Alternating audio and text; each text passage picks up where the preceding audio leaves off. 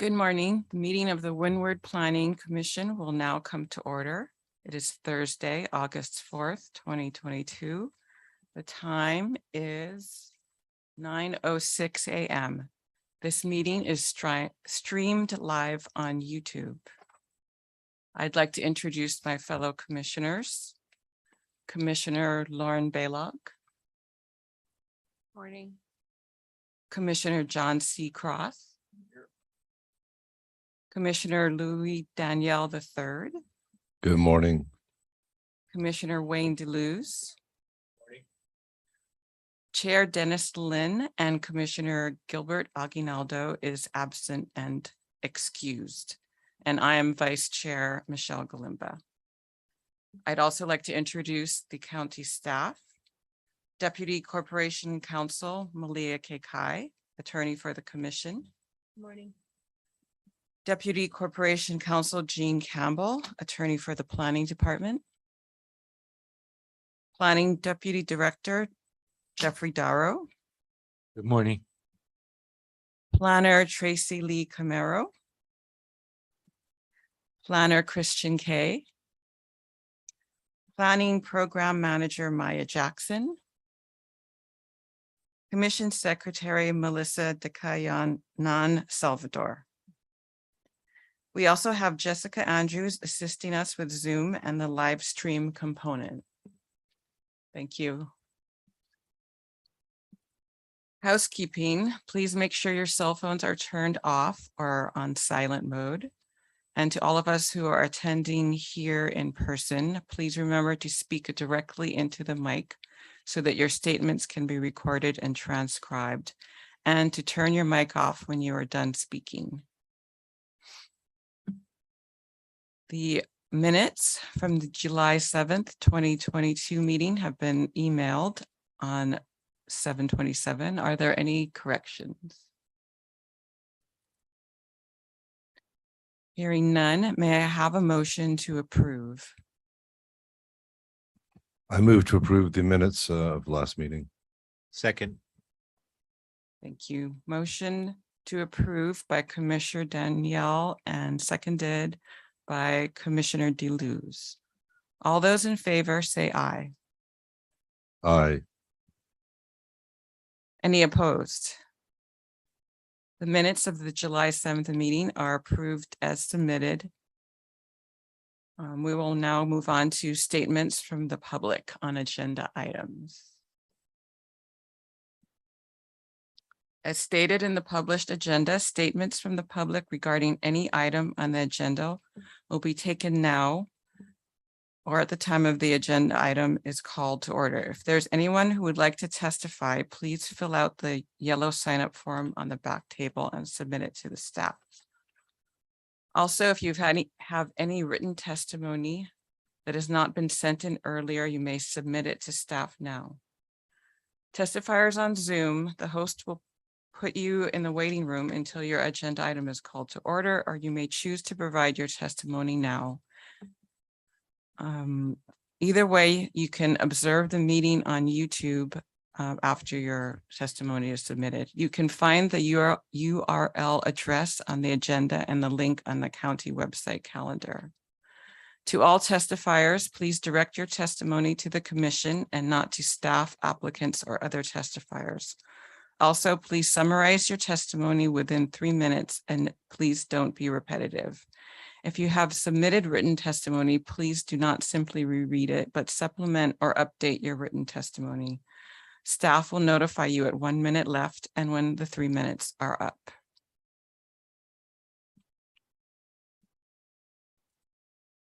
Okay.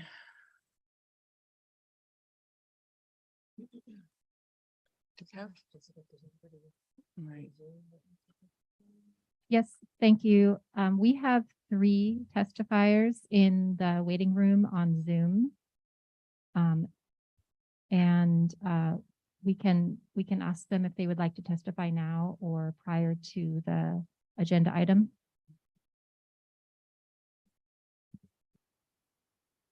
So can they hear me? Yes, okay. So testifiers on Zoom, could you please indicate whether you'd like to testify now or at the time of the agenda item is called?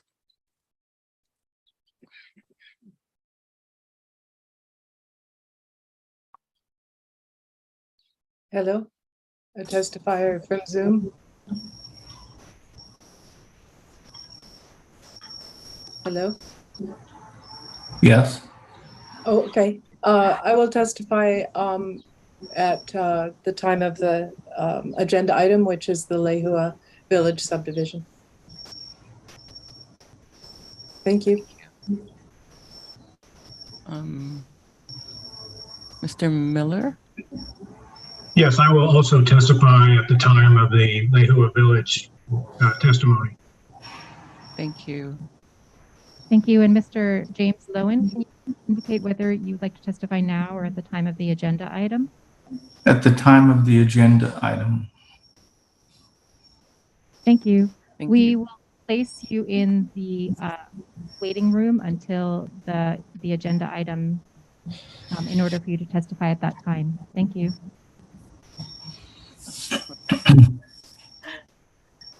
First.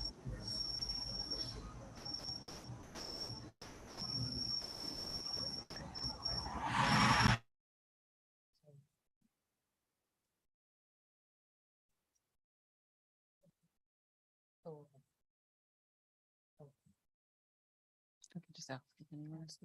Okay.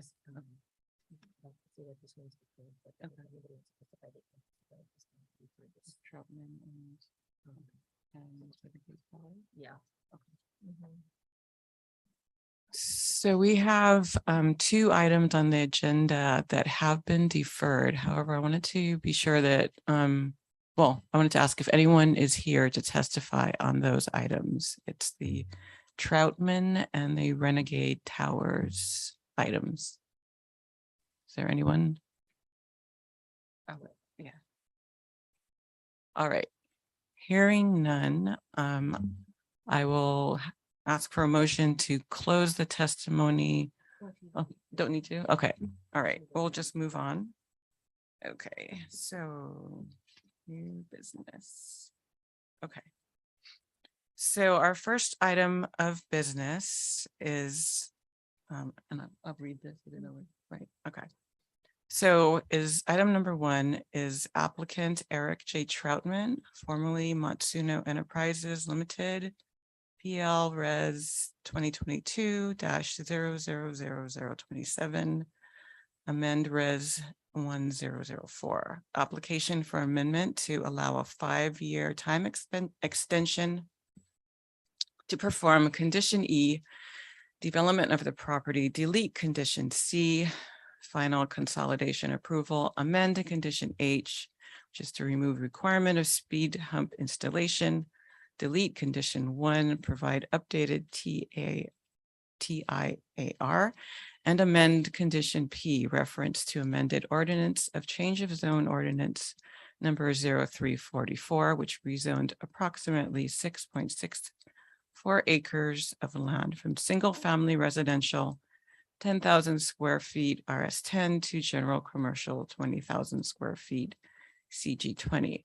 The subject property is located at the southeast corner of the intersection of Kanoe Lehua and Puainako Street, Waiakea Homestead House Lot, South Hilo, Hawaii, TMK 322040 parcel 014. So applicant has requested to defer application via communication dated 7/27/22 from Representative John Pepin. The commission will take up the next two agenda items 2 and 3 together for the purposes of presentation and fact finding. So items 2 and 3. Applicant is Lehua Village Partners LLC, PL Res 2022-000028. Application for a change of zone from a single family residential 10,000 square foot to a single family residential 15,000 square feet zoning district for 14.322 acres of land. The subject properties straddle the east and west sides of Lehua Street, north of the Hawaii Belt Road and south of the Honoka'a Park Complex, portion of Papaʻanui and Haina, Hamakua, Hawaii. TMKs 3-4-5-024:010 and 3-4-5-010 (136). (:136). And the item number 3 is applicant Lehua Village Partners, LLC, PLPUD 2022-000001. Application for a planned unit development for a 40-lot, single-family residential subdivision on 14.322 acres of land. The PUD would allow various exceptions from Chapter 23 and Chapter 25 of the Hawaii County Code. The subject properties straddle the east and west sides of Lehua Street, north of the Hawaii Belt Road and south of the Honoka'a Park Complex, portion of Papaʻanui and Haina, Hamakua, Hawaii, TMKs 3-4-5-024 parcel 10 and 3-4-5-10 parcel 136. The commission will take public testimony after the staff and applicant presentation. Staff presentation will be by Christian K.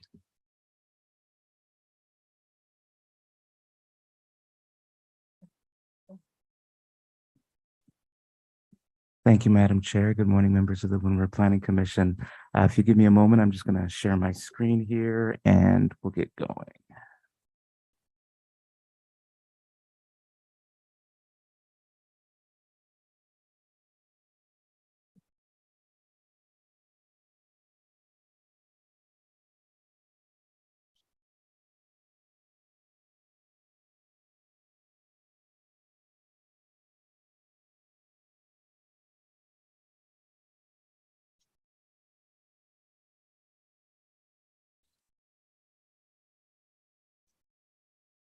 Okay, so if I can direct the commission's attention to the screens, you'll be able to see the presentation there. And again, as the chair stated, these two agenda items will present as one since they're complementary actions and applications. These are for a change of zone as well as a planned unit development application. So for reference, the subject property is situated within the Hamakua district of Hawaii Island, more specifically in the Honoka'a town area. We've got Hawaii Belt Road running generally east-west through the slide, and the subject properties here are outlined in black. This road running north-south is Pakalana Street at the intersection where Tex Drive-In is. And again, we've got the Honoka'a Elementary School, Makai of the subject properties, the park complex, as well as a hospital for your locational reference.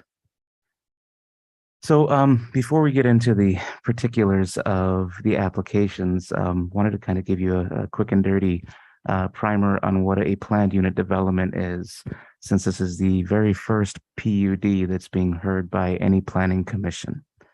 So according to our zoning code, the purpose of a planned unit development is to encourage comprehensive site planning that is that is compatible with surrounding community and that adapts the design of the development to the land by allowing diversification in the relationships of various uses, buildings, structures, open spaces and yards, building heights, and lot sizes in planned building groups, while still ensuring that the intent of this chapter of the zoning code is observed. A PUD application includes a list of requested exceptions from the zoning and subdivision codes that will allow for a subdivision design that is a departure from a typical subdivision layout that's allowed by our code. PUD permits are not new to the county. They have been reviewed and approved by the planning department administratively since 1996. However, in 2015, the zoning code was amended by the county council to shift the decision-making authority from the planning director to the planning commissions. This is the first PUD that will be heard by a planning commission since the code changed in 2015, so it's taken 7 years to get here. So this will be a fun experiment. So the proposed development is a master plan PUD called Lehua Villages. It's a 40-lot subdivision consisting of 2 development components, Lehua Village 1 and Lehua Village 2. Lehua Village 1 would be situated on parcel 136. That's 7.137 acres of land with lot sizes ranging from 10,000 square feet to 23,400 square feet. These 20 lots are proposed to be sold at affordable rates consistent with affordable housing guidelines for Hawaii County and pursuant to an executed affordable housing agreement between the applicant and the Office of Housing and Community Development. Lehua Village 2 would be situated on parcel 10, 7.185 acres of land with lot sizes ranging from 10,000 square feet to 33,000 square feet. These 20 lots will be offered for sale at market rates. So the applicant is requesting a change of zone from single-family residential 10,000 square feet to single-family residential 15,000 square feet for the entire 14.322 acres of land. This is what essentially amounts to a down zoning. So at the current RS10 zoning, the possible density mathematically would be about 60 lots. If the RS15 zoning is approved, that would reduce the number of lots down to 40. Additionally, the applicant is requesting a planned unit development permit to allow for the following exemptions to the zoning code and subdivision codes in order to facilitate the development of the 40-lot single-family residential subdivision across those 2 separate properties. They are as follows. We'll start with the exceptions from the zoning code. The first is minimum street frontage. This is a request to waive requirements that certain proposed lots will have roadway frontages of less than 50% of the required minimum building site average width of 38 feet based on requested RS15 zoning. Additionally, only 1 lot, that's Village 2, Lot 5, will not have any roadway frontage nor access pole and will be accessed via a roadway easement due to steep topography that would make it too difficult to extend the road lot for the sake of a single parcel. The second request is an exception from the minimum building site area, minimum average width. This is a request to waive the minimum building site area requirements to allow a minimum building site area of 10,000 square feet within the proposed RS15 zoning district. And so, although the RS15 would normally have it be a 15,000 square foot minimum, this exception will allow them to go smaller. Additionally, the request is to allow the minimum building site area average width to be 60 feet instead of 75 feet required within the proposed RS15 zoning district. Continued exceptions are reduction from building site below minimum area. This is a request to reduce building sites to no less than 10,000 square feet in lieu of the 15,000 square feet minimum lot size required by the proposed RS15 zoning district. So this may look very similar to the last exception requested. And there are situations within our zoning code and subdivision codes where different sections of code are essentially repeating each other. But in order to build the PUD how they would like to do it, they need to accept or request exceptions from each of those sections of code. So that's why that looks a little bit repetitive. The next one is a request to allow the minimum building site average width of 60 feet instead of the 75 feet required by the proposed RS15 zoning district. Minimum yards, this is a request to allow a minimum front yard setback of 15 feet instead of the 20 feet required by the proposed RS15 zoning district. The stated reason for this is because of the topography of the area to try to minimize the amount of grading that needs to be done. They're asking for a little bit more flexibility on where they can place structures on the lots. So this will give them an extra 5 feet for that structure location. Other regulations in the zoning code are a request to allow for a minimum front yard setback of 15 feet for all lots, irrespective of minimum building site average width of 60 feet that is consistent with an RS 7.5 zoning district. And moving on to the exceptions requested from the subdivision code, that's our chapter 23. Access to lot from the street, request to allow for one lot, that's Village 2, Lot 5, to not have any direct roadway frontage nor access pole. Instead, it's proposed to be accessed via a roadway easement due to steep topography that would make it too difficult to extend the road lot for the sake of a single parcel. The next exception requested is access to lot from the street. Additionally, the applicant proposes that the Village 2 Lot 18 pole will also accommodate accesses for the adjoining lots 19 and 20 via a common access easement to minimize driveway cuts onto the proposed subdivision road. Minimum right-of-way and pavement widths. The applicant requests the allowance of the following roadway widths and turnaround radii. This is a minor street, a 40-foot wide right-of-way in lieu of 50 feet.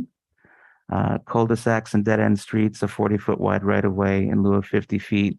And turnaround alternative designs that are acceptable to the fire department, such as a hammerhead or similar turnarounds that have depths of at least 60 feet with corner radius of at least 30 feet. The next is for cul-de-sacs is a request to allow the following: a cul-de-sac roadway with a maximum length of no more than 1,000 feet, serving no more than 20 lots, rather than the code required 600 feet in length and serving no more than 18 lots. Next is turnaround alternative designs that are acceptable to the fire department, such as hammerhead turnarounds that have a turnaround depth of at least 60 feet with corner radius of at least 28 feet. And this is an alternative to the normal cul-de-sac, which will be about 90 feet wide and in a semicircular manner that you're used to seeing. And the last is alternative turning radii to navigate mailbox kiosk parking areas combined with the turnaround area. Continuing on, grades and curves, there's a request to allow the following roadway grades and curves: vertical and horizontal curves of less than 300 feet, provided that such curves conform to AASHTO minimum standards. Proposed subdivision roads will have minimum radius as little as 80 feet, but as a dead-end road with no through traffic, the design speed of 15 miles an hour, this should not be an issue according to the applicant. There's a request for allowance for a minor subdivision road having a maximum grade of 20% to accommodate anticipated short sections along the subdivision road that may exceed the typical maximum 12% grade. And again, this is given the topography of the subject parcels. Other exceptions from the subdivision code are streetlights, a request to allow the use of custom streetlights in lieu of those meeting the standard specifications on file at the Department of Public Works, the same street names and traffic signs. And it's again a request to allow the use of custom street names and traffic signs in lieu of the type of signs permitted by the standard specifications on file at DPW. The last is right-of-way improvements. This is a request to allow design flexibility in the treatment of right-of-way areas in lieu of what is typically required by standard specifications on file at DPW. So the proposed road subdivision profile would consist of a 40-foot wide right-of-way in lieu of a 50-foot wide right-of-way, 20-foot wide travel ways, 10-foot wide grassed and landscaped shoulders lined with trees, and no bike lane. So the images I have here, the one at the top is the current specification for a minor and cul-de-sac street. And then again, this is the specifications in the roadway design manual at DPW. They have similar 10-foot wide travel lane requirements, so 20-foot total, with 5-foot bike lanes on either side and a 10-foot shoulder swale within a 50-foot right-of-way. What the request is now is to reduce that to a 40-foot right-of-way, the same 20 feet of drive lanes, however, with a grassed shoulder with street trees. So the applicant's stated reason for the request is the PUD permit is to promote the development of a single-family residential development that is more neighborhood-friendly and consistent with the rural character prevalent throughout the Honoka'a town area. Another primary purpose for the requested PUD permit is to facilitate the design of this proposed residential community across two separate properties that are bisected by a meandering public road, Lehua Street, with unique topographical conditions that is not conducive to the typical platting of lots that you would normally find on sites with more moderate grades and not constrained by an existing road. Finally, both the downzoning from RS10 to RS15 and the PUD would allow the applicant to defray infrastructure costs associated with typical subdivision design in order to ensure that 50% of the proposed lots would be offered and sold at affordable rates to prospective buyers. If the entitlement requests are approved, the applicant plans to submit a subdivision application by the end of this year with anticipated completion of the subdivision for both villages within 5 years or by the end of 2027. The estimated cost for the project in total is $3 to $4 million. Here's the county zoning map of the subject parcels and surrounding area. Again, for reference, we've got the highway running generally east-west through the slide. The subject properties are here outlined in red. The current zoning, again, is RS15, which is similar, shown in yellow, pardon me, RS10, which is shown in yellow here, similar to much of the surrounding area. There's Village Commercial 7.5, which is shown here in pink, and that's the Texas Plaza. Other zoning in the area includes some agricultural zoning, ag 5 acres, and again, these are the county, the school facilities as well as the county park facility, and other different zonings. There's an RS15 zoning here on the northwest side of the slide. The state land use designation for the subject property and much of the surrounding area is urban, as indicated in pink. And the general plan land use pattern allocation guide map designates much of the area as an urban designation, either medium density urban, as is indicated here in orange, or low density urban, as is indicated in yellow.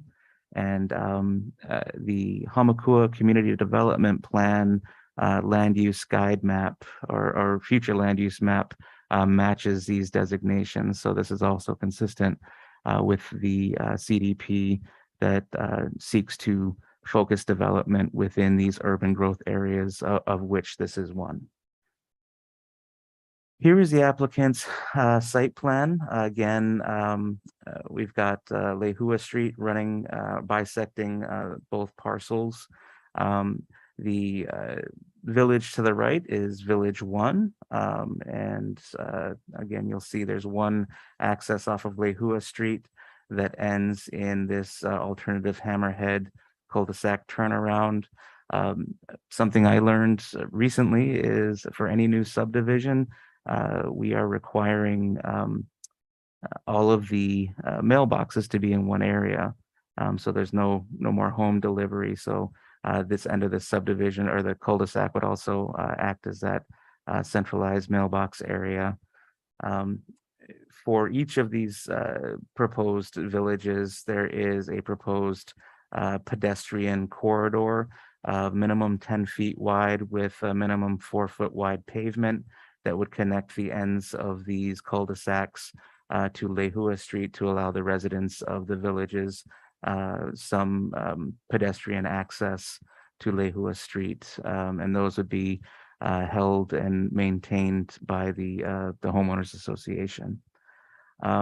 So this is Lehua Village 2. Again, similar to the first, a single access.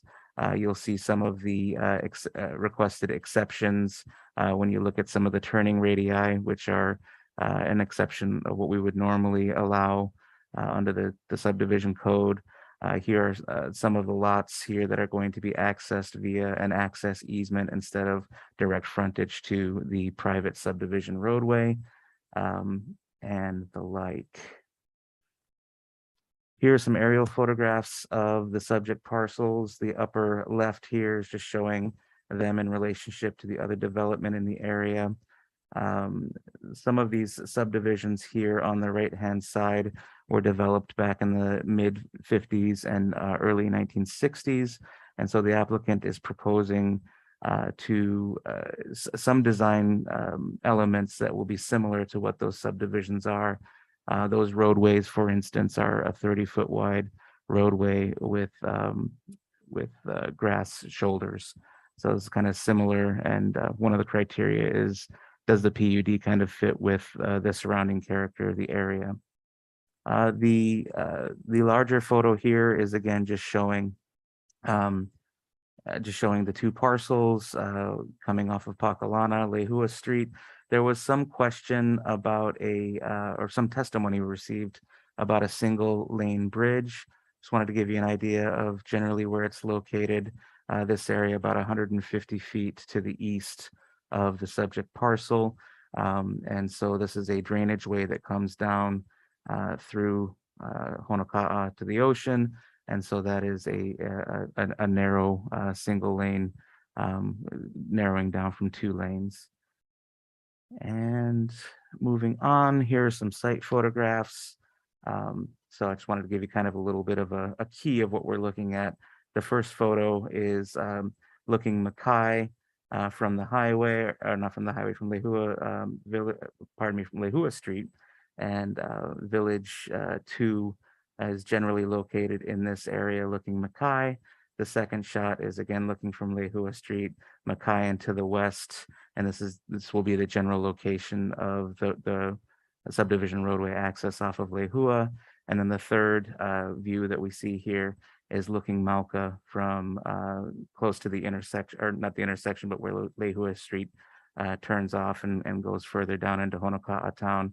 And so looking up, you'll see generally the location of Village 2 on the right-hand side, and generally the location of Village 1 on the left-hand side.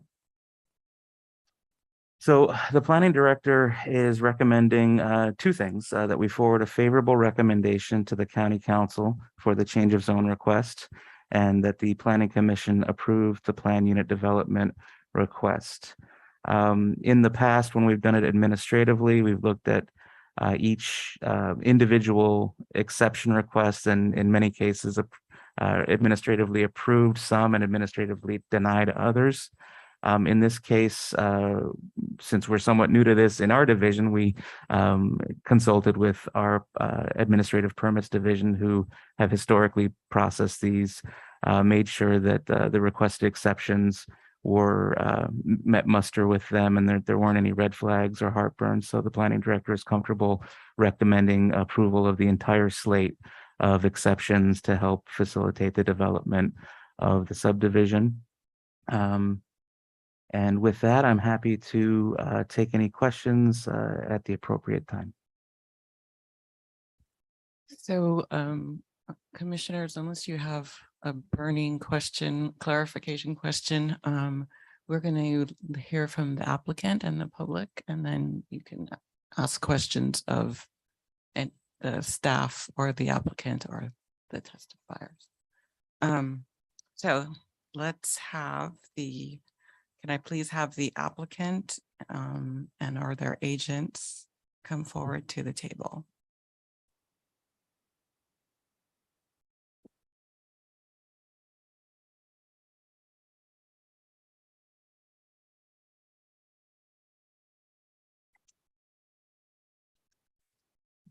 Okay, I'm going to swear you in. Please raise your right hand so I can swear you in. Do you swear or affirm to tell the truth on this matter now before the Windward Planning Commission? I so affirm. I do. Thank you. Please state your name and the town you live in. Sure. Good morning, Madam Chair, members of the commission. My name is Sidney Fouquet. I'm a planning consultant. I live in Hilo. With us also is are the owners, Roger Meeker and also Jack Larson. Mr. Arai. Good morning, Chair Galimba and commissioners. My name is Darren Arai. Also assisting the applicant. I live in Hilo as well. Thank you. Have you received the background and recommendation reports from the planning department? Yes, we have, and we have had a chance to review it both with the applicants, both applicants as well as among ourselves. And on the report itself and also the presentation, I think the staff did a very yeoman's job in very comprehensive, and I think we were very impressed. Likewise, we are happy with the favorable recommendations on both. We do have one small question relating to the recommendation on the zone change, but we'll discuss that a little bit as we go through the presentation portion. Okay. So please go ahead with your presentation. Sure.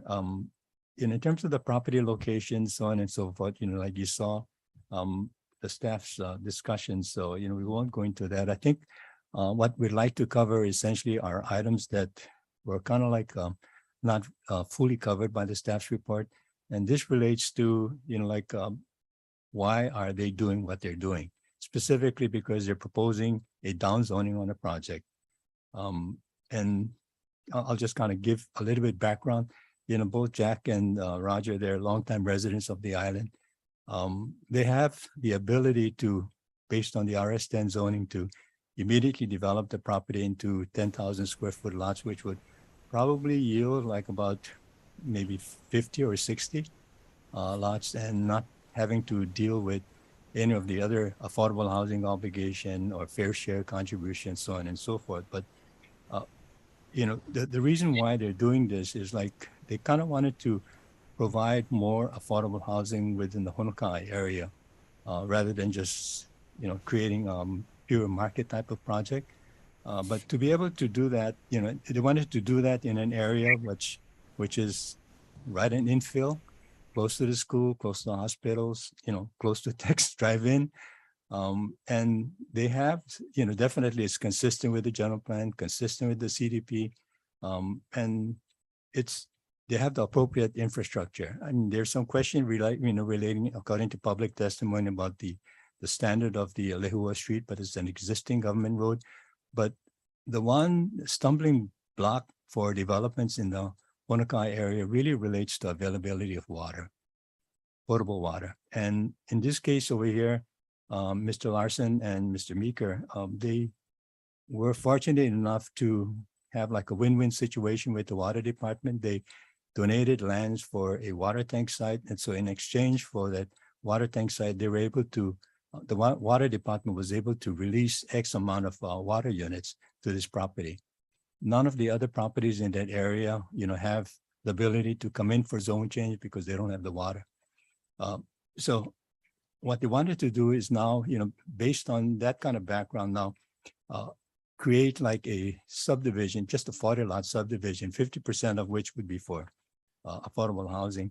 The reason why they're going for a PUD, as you can see, the property, there's a lot of topographic issues. And so the PUD allows for kind of deviation from some of the standards.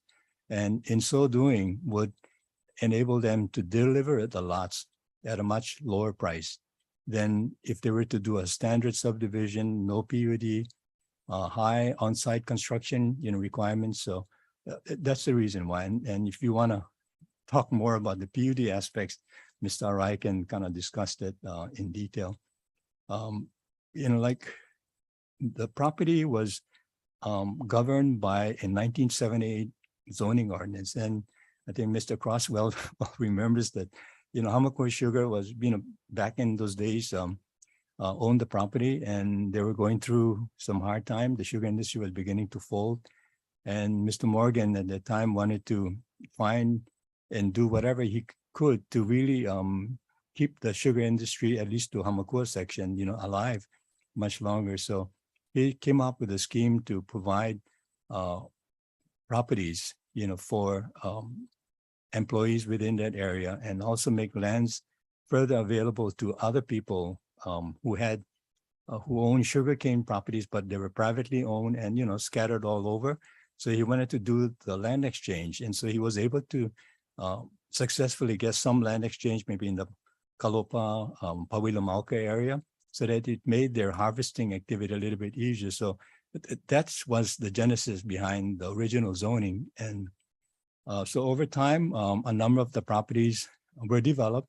This is one of the few that were not developed. Jack and Roger acquired the properties, and with that objective in mind in developing on it. So the question becomes like, why go in for downzoning from RS10 to RS15? One is, as I mentioned earlier, because of the topographic issue, you can still achieve a desired density by allowing, some measure of design flexibility. The other thing is like, they wanted to make sure that if you keep the RS10 zoning and you have like 40 lots, it's still capable of going up to 60 lots. So they didn't want to have the subdivision or future landowner come in and say like, I want to subdivide my property. He wanted to have a project and limit the project to whatever is being represented. And so downzoning the property from RS10 to RS15, you foreclose the opportunity for further lots to be further subdivided. The other thing too is like, as I mentioned earlier, you had the property that was subject to zoning conditions back in 1978, which might be totally irrelevant right now. So you wanted to have this project become like a standalone type of project with its own condition, becomes easier for the planning department to monitor, conditions, rather than trying to go in for an amendment to the 1978 ordinance. And that's the reason why in discussions with the staff, this is the approach that was taken rather than just amending the parent ordinance. The one area that we had some question related to the affordable housing, relative to the affordable housing, when Mr. Morgan, originally got the land rezoned, there was affordable housing requirement. And so this property was part of the 1978 ordinance, and the affordable housing obligation for the entire project was fulfilled through the dedication of 15 acres of land to the state housing agency. So this property's affordable housing obligation has been fulfilled.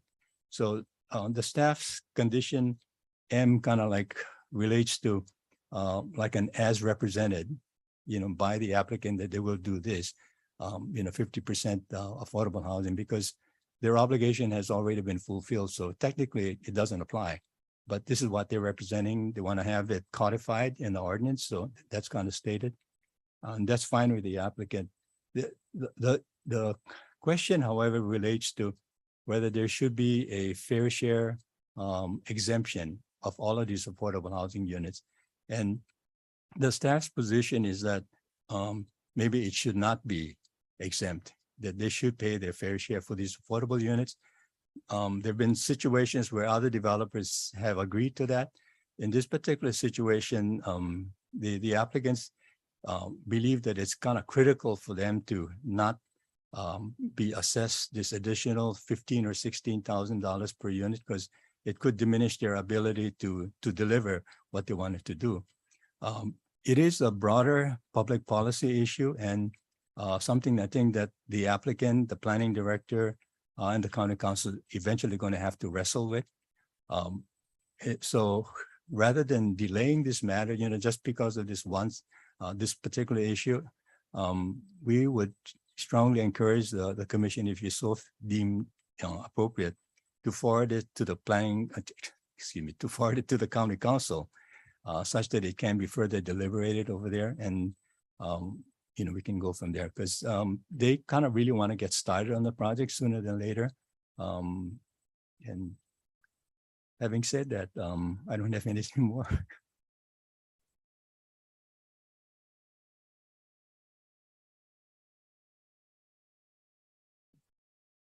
Thank you, Mr. Fouquet. Would the applicant like to present as well, or will you? From here. Or you could come up, come up.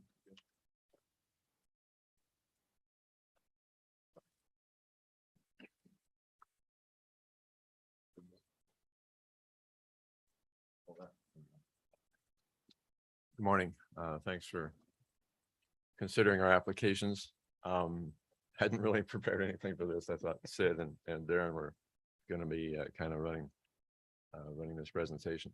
Like Sid had mentioned, I'm been on the Big Island I've been in Hawaii ever since I got out of school. Moved to the Big Island over 30 years ago, and was very involved in Honokaa kind of early on then. My partner Jack has been here, and he's been involved since the 1980s also. He's an active real estate broker. very familiar with the Honokaa market and what the needs are. I mean, housing is as we all know, it's crisis number one in Hawaii. And it's been particularly acute in Honokaa because there's been the Department of Water Supplies had a water moratorium in place since the mid-90s, early mid-90s, which is effectively, if you can't get water, you can't do anything, right? The previous owner had over 100 water commitments issued to it. Unfortunately, he let those expire. And so it took us almost 10 years, but we were finally able to get the department to agree to revive those water commitments, which allowed us to do this. We donated a site to the water department for water reservoir. And we've also already extended the water line down the street for several hundred feet. So we've got, well, probably over $500,000 in water infrastructure that we've already needed to the county and whatnot. But anyway, what we really see is a real need of housing, especially some, product that people can afford to buy. We did a few lots across the street, which are on that map there, you'll see. And those were sold and people bought lots and built their own homes. A lot of folks from here that did. We even have a fellow lava refugee that bought one of our places, and I think he's testifying today. And so there's just a critical need. So I guess I'm kind of being redundant here and stating the obvious. And so we'd really like to do what we can. My wife, like I said, she's born and raised Hilo. She's Hawaiian. She had the ability to become a homeowner for the first time through an affordable housing project in Waimea. And her sister did the same thing. So this is an issue that really hits home, and we really think we can do this. And so we really like to. And now, if you have any questions, I can respond. Thank you. Do the commissioners have any questions at this point? We'll take the public testimony and then we may come back and ask questions from all of you. I'm here if you need. Thank you.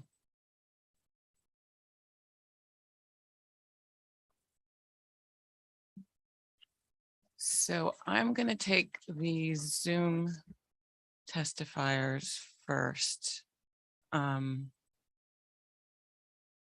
And I will go first with Sarah Anderson. Can you please raise your right hand so that I can swear you in? Thank you. Oh, okay. Okay, can we, I guess, get them all in on the screen? Yes, I'll bring all of the testifiers. we'll come. Can you please turn on your videos, public testifiers?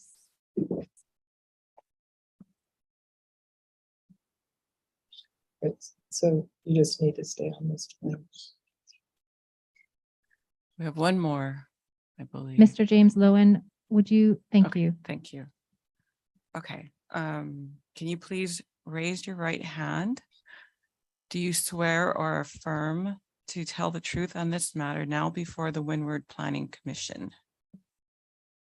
Yes, I do. I do. I do. Thank you. When you give your testimony, please state your name and the town you live in. And we'll start with Sarah Anderson.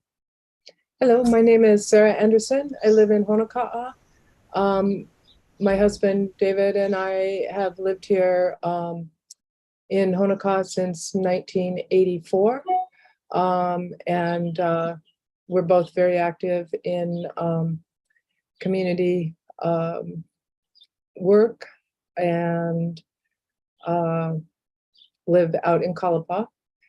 And I just want to say that I think we desperately need housing in Honokaa, and this has been a long time zoned, and I completely support the project. Thank you. Thank you. Then we'll move on to Mr. Miller. My husband, David, wants to testify as well.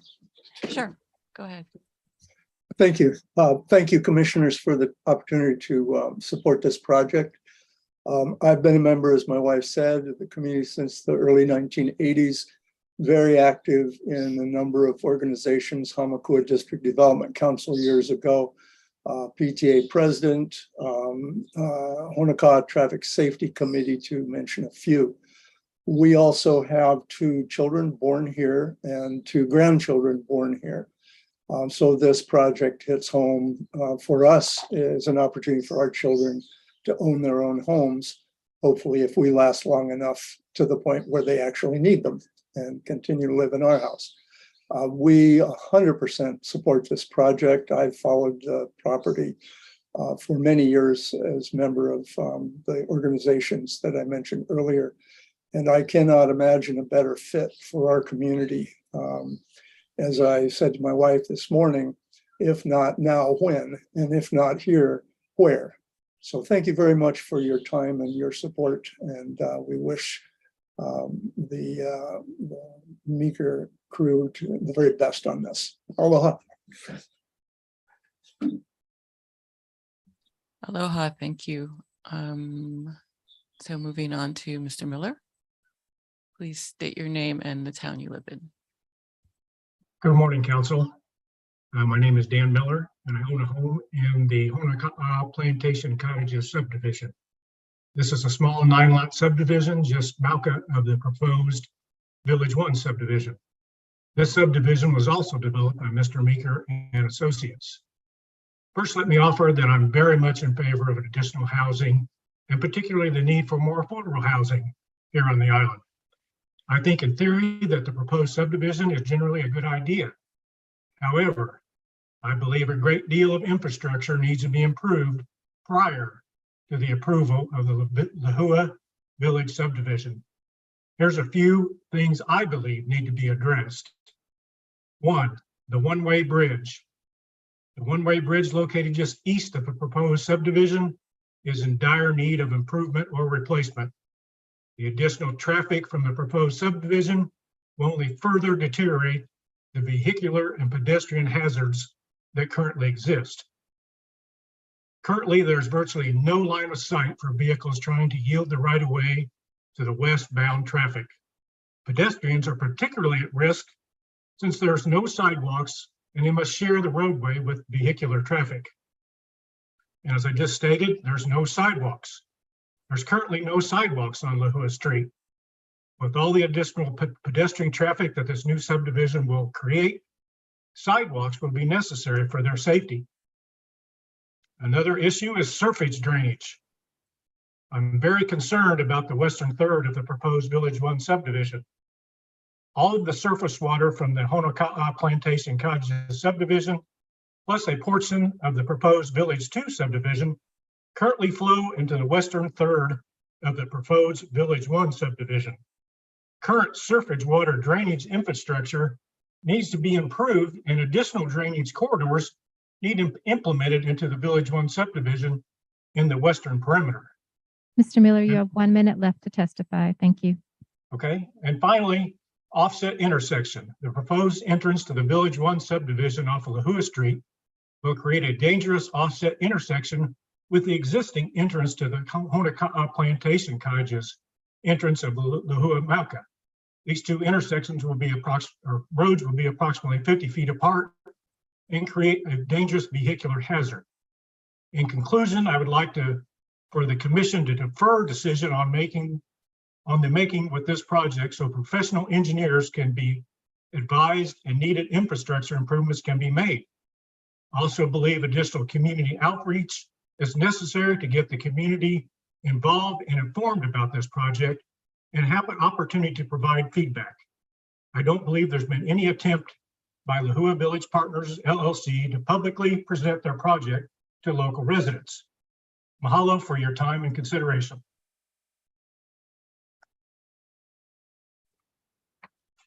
Thank you. And finally, Mr. Lowen, could you please state your name and where you live? Oh, you're on mute. Mr. Lowen, can you unmute?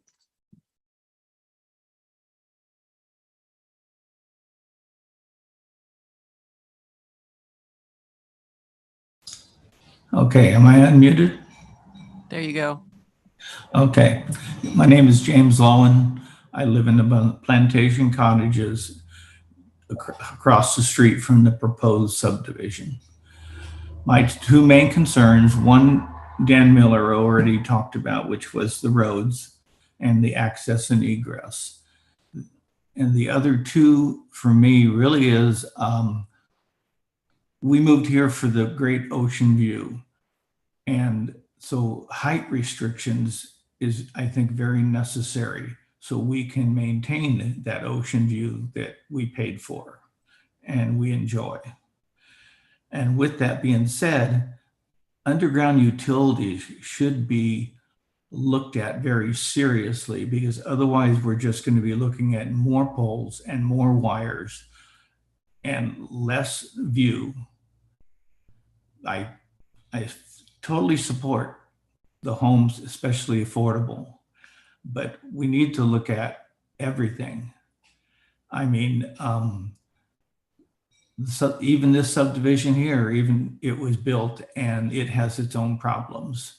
We have a hammerhead turnaround with no guardrail that drops 20 feet into Lehua Street.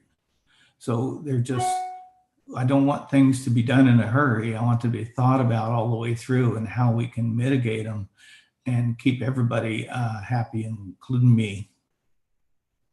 Thank you. Thank you very much. We have one testifier here in person, Mr. Richard Biddleman. If you could please come forward to the table.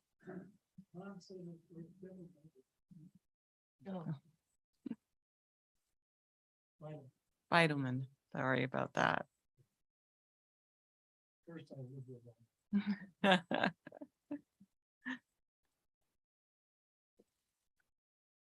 Could you please raise your right hand so I can swear you in?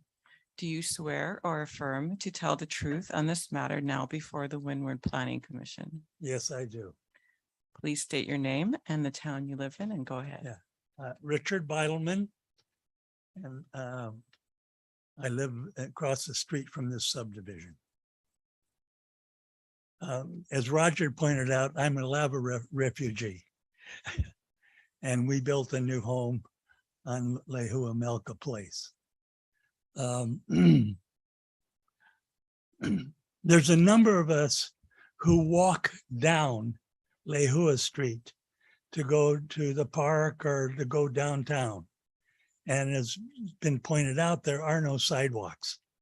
And what's happening, and it's going to happen more, is we're going to see increased traffic on Lehua. I mean, I think it's reasonable to forecast that with the development of these two subdivisions, which we are very much in favorable of, you're going to see about 80 vehicles. Because a lot of Honokaa, we have extended families. It's not just a couple of people living in a house. In fact, one only needs to drive around Honokaa to see the number of vehicles that are often parked in front of a single family residence. So I mean, just imagine 80 more vehicles on Lehua Street. Plus the fact that most of the school buses go up and down that street in the morning. And by the way, what I can tell you is that part of my exercise is I walk every other day down Lehua Street to the park and back up. And so, and I encounter other people walking in the same direction. And one of the things that I don't like about that is when I'm going downhill, the traffic is at my back because I can't walk on the other side of the street. It's right up against the cliff. So we really do need 1 minute left to testify. sidewalks, yes.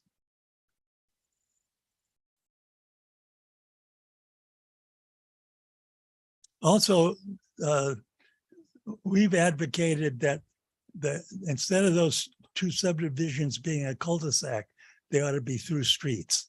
Because if there's an emergency, you're going to have a bunch of people trying to get out in and out in one place. And the width of the highway, the streets that they're forecasting, I think is way too narrow, because where are guests or people going to park, or even family members in an extended family? So I think you need to consider that. Once again, we're certainly very favorable for the subdivision, but I think there needs to be some infrastructure Please summarize your development thoughts. Thank on you. the Lehua.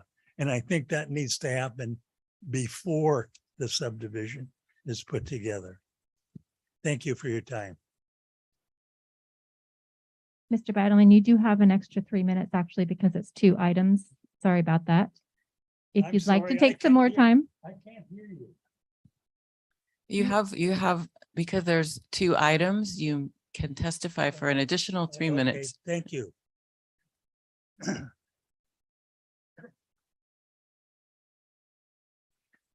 And by the way, the subdivision proposes cluster mailboxes in both of the subdivisions. And and we had a heck of a time getting a cluster box for our little subdivision, and we had to put it on Lehua because the postal system does not like postal trucks making left turns onto streets for obvious reason. So the subdivisions proposes a mailbox clusters in both subdivisions, but certainly in one of them, somebody'd have to make a postal worker would have to make a left turn to get into that subdivision. So I think that's another consideration.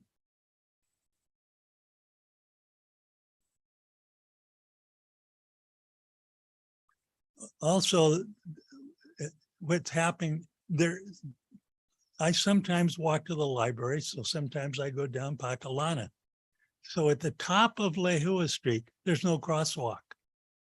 I mean, I take my chances and watch the traffic coming in both directions in order to cross that street. And I can tell you, the uphill side of Pacalana, people coming up Pacalana, they drive so fast that they're within sight before you know it. So, and by the way, children are going to be going to school, and they'll walk up Lehua Street to go down to the public schools. And so that's once again why we need infrastructure on Lehua Street. I think it's pretty obvious that we need that infrastructure. Also, I first learned of this development through the Hamakua Action Committee. And Roger made a presentation there, and he indicated to me that they were going to have a community meeting to talk about the subdivision. And so far, that has not happened. And I know one of the other testifiers, Sean Tawney, is offered the theater in Honoka'a for a presentation. So once again, before you decide to approve this subdivision, I think there needs to be more community input. Please summarize your thoughts. That is 6 minutes. I'm summarizing. Thank you. Thank you for your time. Thank you, Mr. Bidelman. Ugh. Funny. Okay, I believe there are no other testifiers. Are there any other testifiers? Hearing none, can I have a motion to close public testimony on this item? Motion made. Thank you. Could I have a second? I'll second that. Thank you. It has been moved by Commissioner DeLuz and seconded by Commissioner Danielle to close public testimony. Please say aye if you agree with that. Aye. Any opposed? Thank you. All right. So now we will move on to commissioners. Do you have any questions for staff or the applicant? Do we have a picture of that one lane bridge?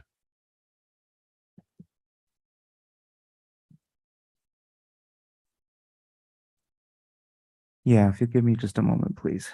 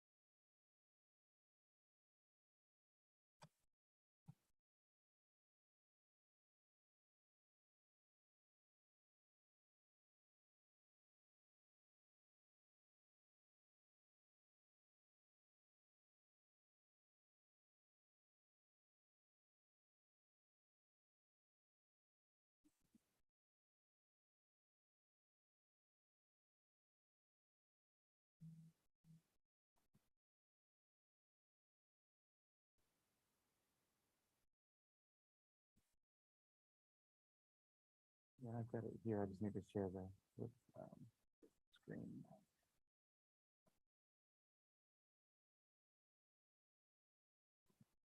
Okay, just take a second. I've got the good old Google Maps here with Street View, and we can find it from there.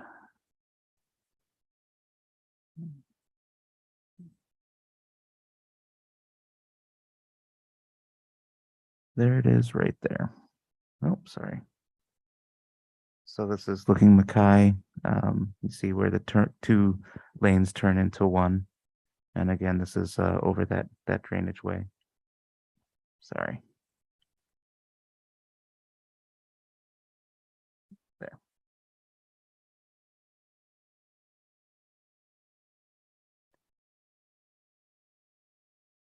So, although this is a question and a piece of testimony that we received, this is about 150 feet Malca of the proposed the subdivision, kind of a pre-existing problem. And we received comments from Department of Public Works and didn't receive any request for improvements to that or any frontage along Lehua Street, given that the zoning is actually a down zone. They're reducing density rather than increasing it. We also have Robin Matsumoto of the engineering division here. If there are specific questions about the roadway or anything else, she'd be available to answer those for you. Thank you.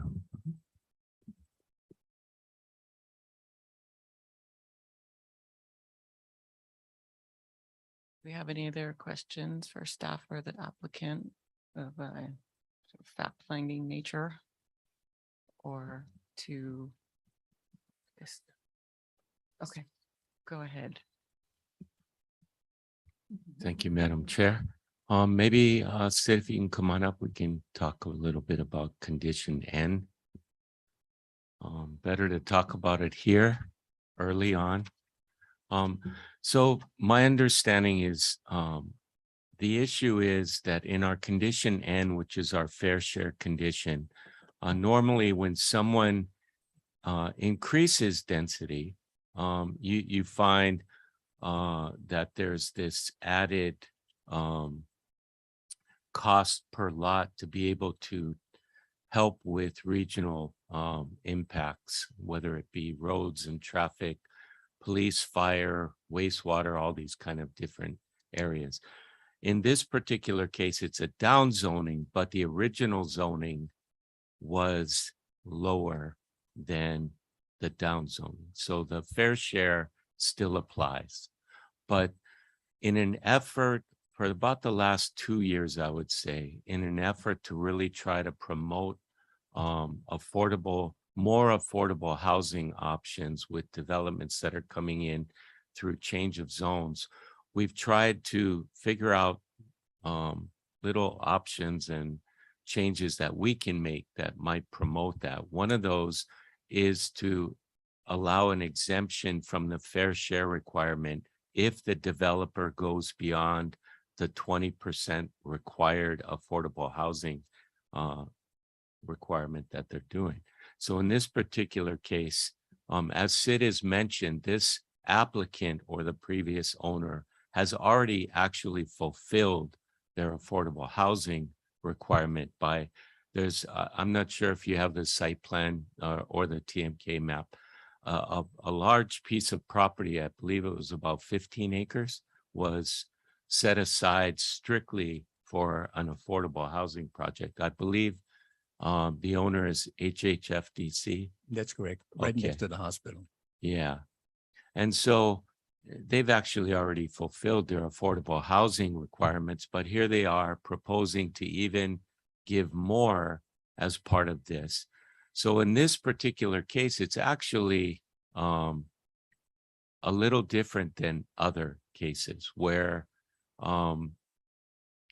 you know, they still would be having to do their affordable housing requirement or whatever, and then on top of that, propose additional lots. We normally would not exempt fair share regardless. But again, in an effort to try to promote this, we've allowed this exemption from fair share for affordable lots. Now that's not just, you know, the typical rezone that comes in and they're required to do 20%, but if they come in with a more than that, we will apply the exemption. The concern that we had originally when we implemented this was we were thinking it was a double dipping because the affordable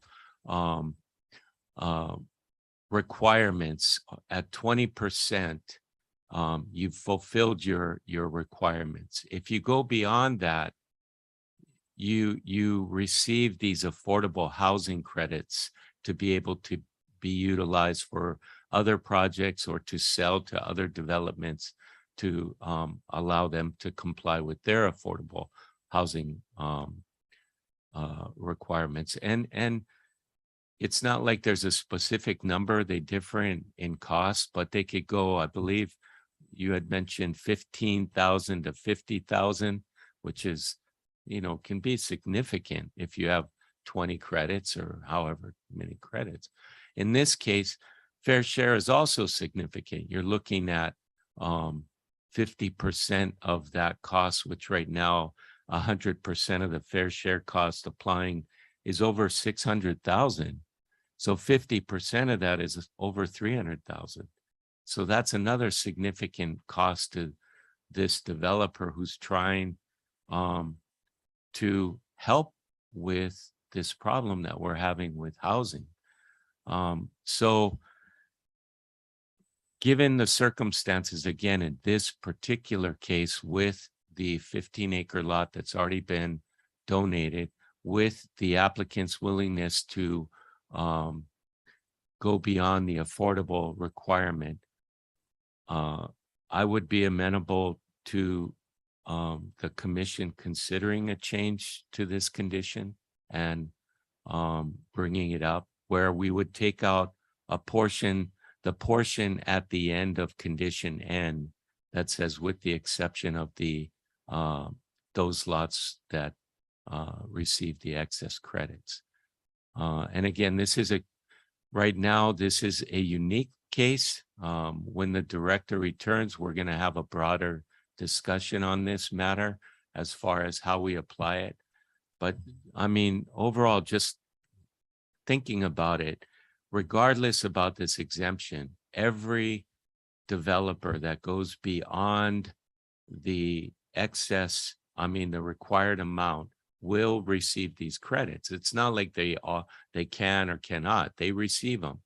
So by us giving this option of saying, well, you have an option to take this or this, it kind of really doesn't make a difference. It really needs to apply to both for them to really get an added benefit. So again, in this case, if you would like to consider a change to that condition, we'd be amenable to it. Madam Chair, well, thank you very much, Ms. Adara.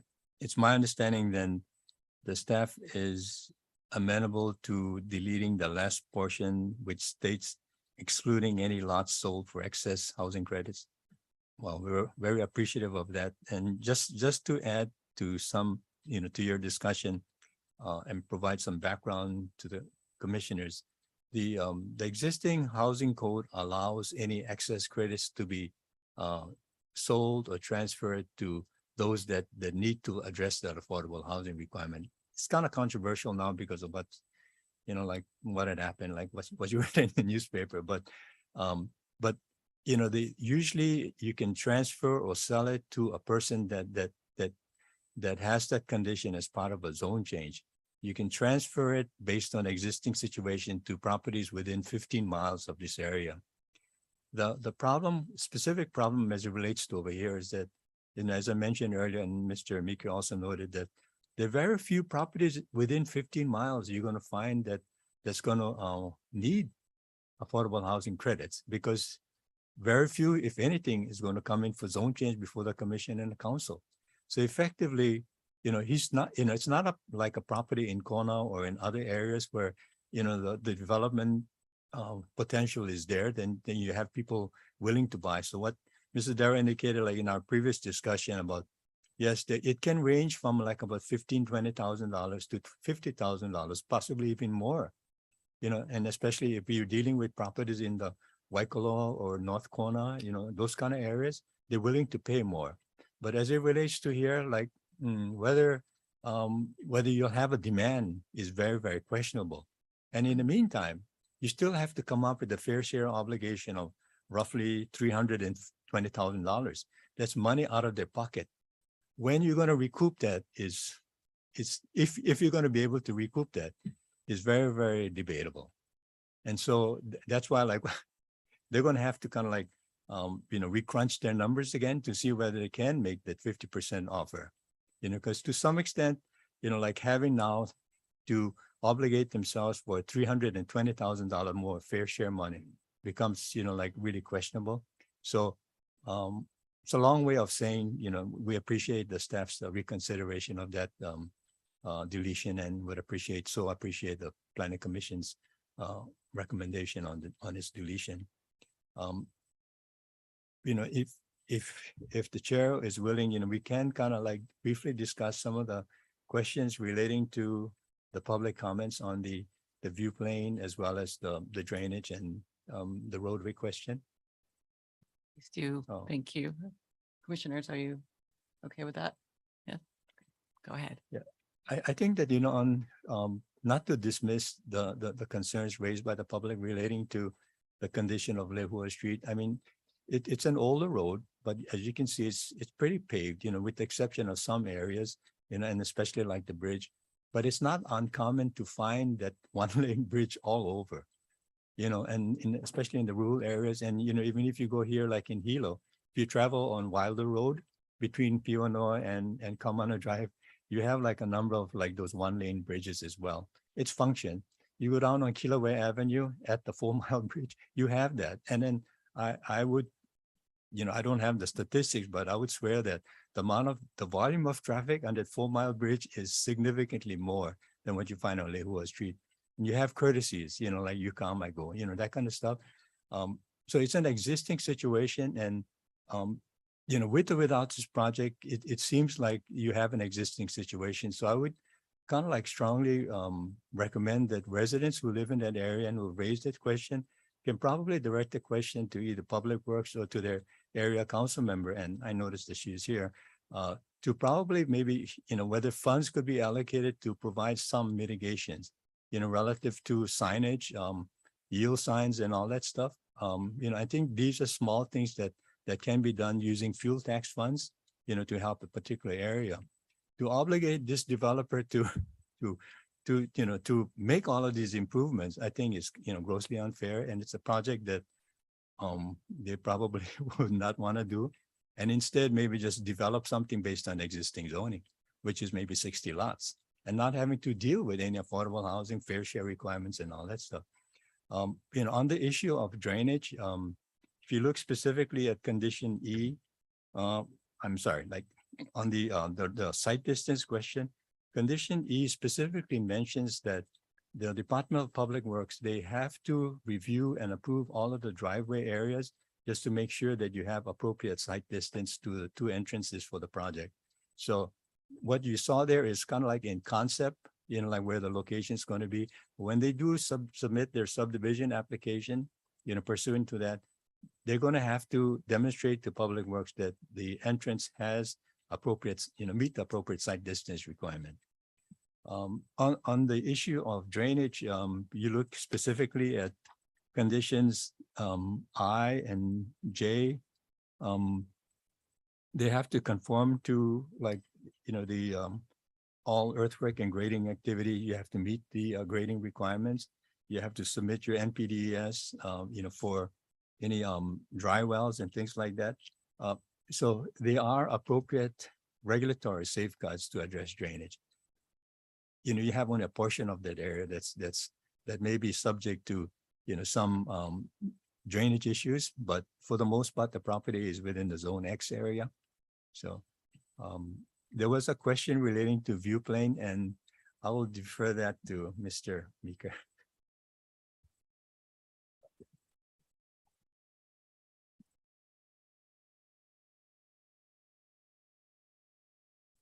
Hi. We've spent a lot of time vetting this obviously with our consultants and with our architect and the engineers. So the line of sight issue was fully vetted with the engineer, and they say that we should be just fine. I won't go into the detail. I don't have the details of that as to what distance you need for the speed, for the applicable speed and that sort of thing. But I mean, what we're being advised, it's a non-issue. But as Sid says, you've got a planning that will be vetted fully by Public Works when we do the actual subdivision application. If that makes sense. Oh, okay. Oh, I can go into that also. Okay. Yeah, a few other things were raised. If it's okay, I'll comment. Ocean views and underground utilities were raised. When these lots directly across the street were sold, they were expressly and specifically, it was disclosed that this project would be developed right across the street. So, and I've got the disclosure statements here if you want to see those. And so every lot owner that got that was informed of that. They were also informed that the electrical line, the Helco line, would be extended down the street and would service this area. Everything in that area is overhead electrical. Underground would simply make any project like this completely economically unfeasible. So like I say, we did that.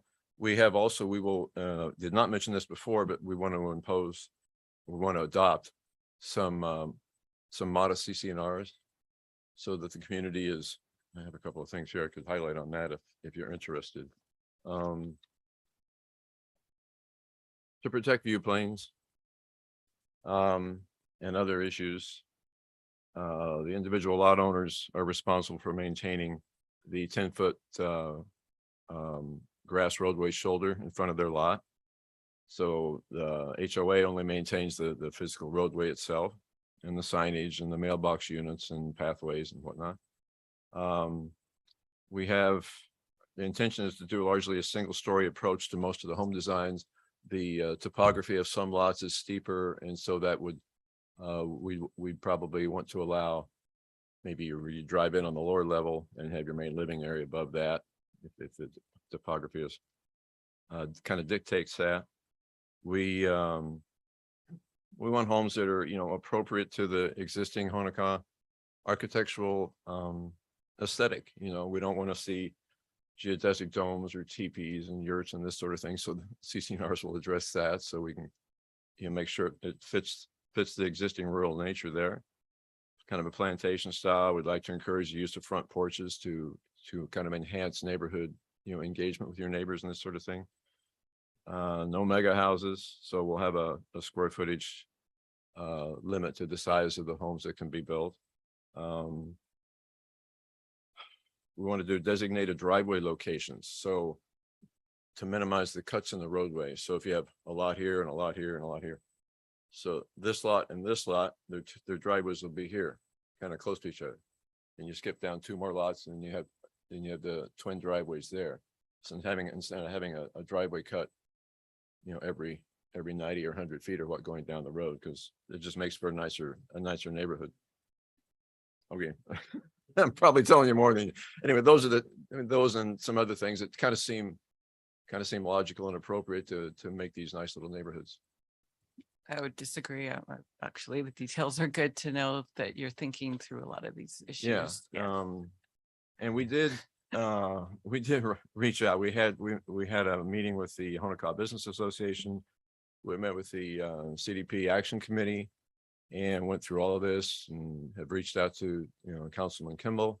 And so we tried to engage, and of course, people know about this. There's public hearing on this.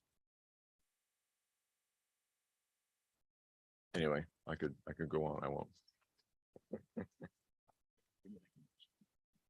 Oh, yeah, sorry. There we go. There you go. Thank you. Commissioners, do you have any questions for the applicant? Yeah, all yours. Madam Chair, just one Okay. other items like what we're just kind of leading up to is that, they've given a lot of thoughts in terms of the surrounding property owners, the view plane considerations and all that stuff. So, what they would like to propose is one added condition, which would specifically address all of the things that he mentioned and more, because there were like a number of comments raised regarding from surrounding property owners about making sure their view planes are, and so they're very sensitive, of that. So we would like to propose an additional condition, which is condition 9.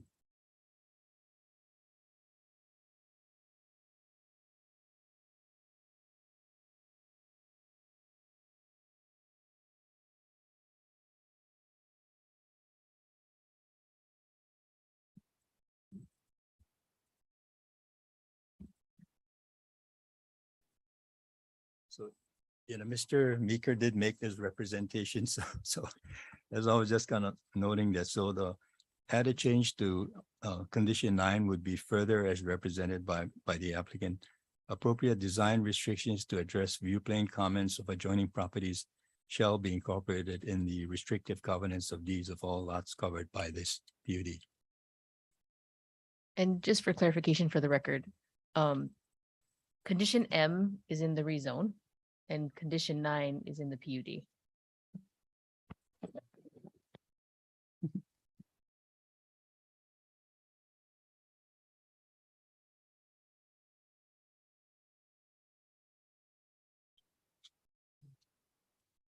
If there's no other questions, we will need a motion made and seconded before we can discuss. Or On the rezone first. okay. Okay, so we need to make separate. Yeah. Okay. Okay.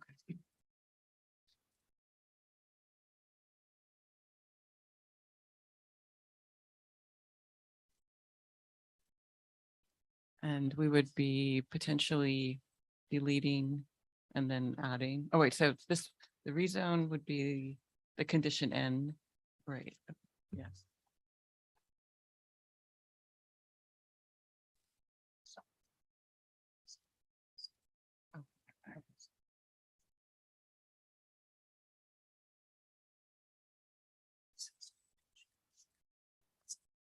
Oh, so that would stay there? The statement that would stop it with the condition and condition and stay.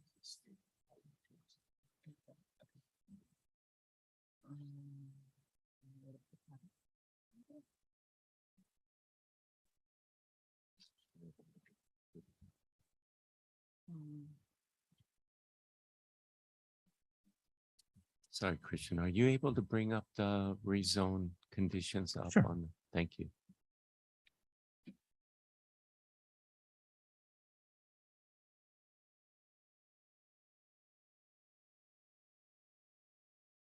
Specifically, the end of condition N as in Nancy. Yes.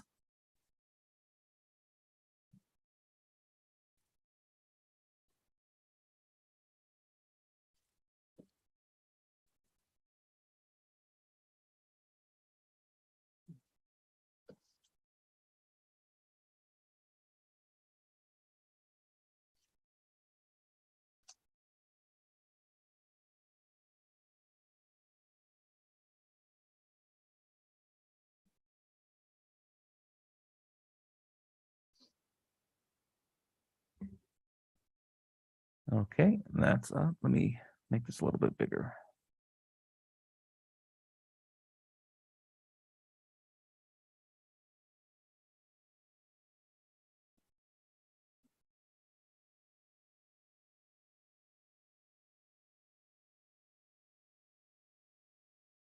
Okay, so that's the very last line at the bottom of page 3.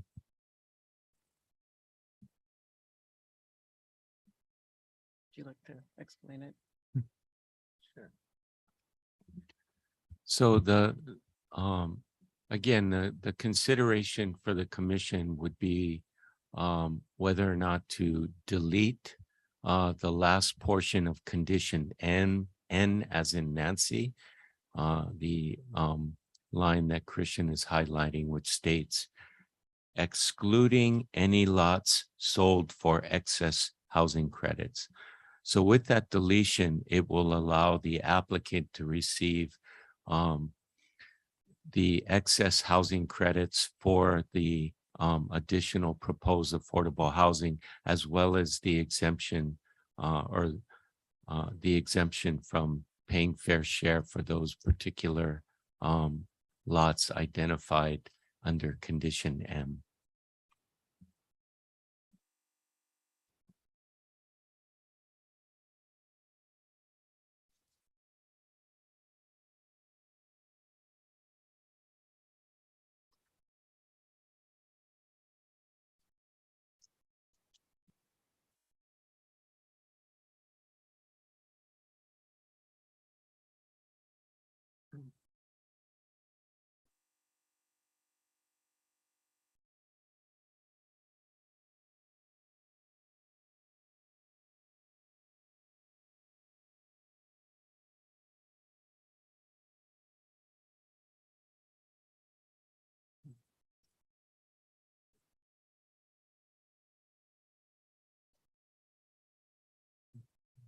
Sorry. Okay, so I just wanted to try and this is getting pretty complicated for some fairly new commissioners. And so the question that is in front of us is whether to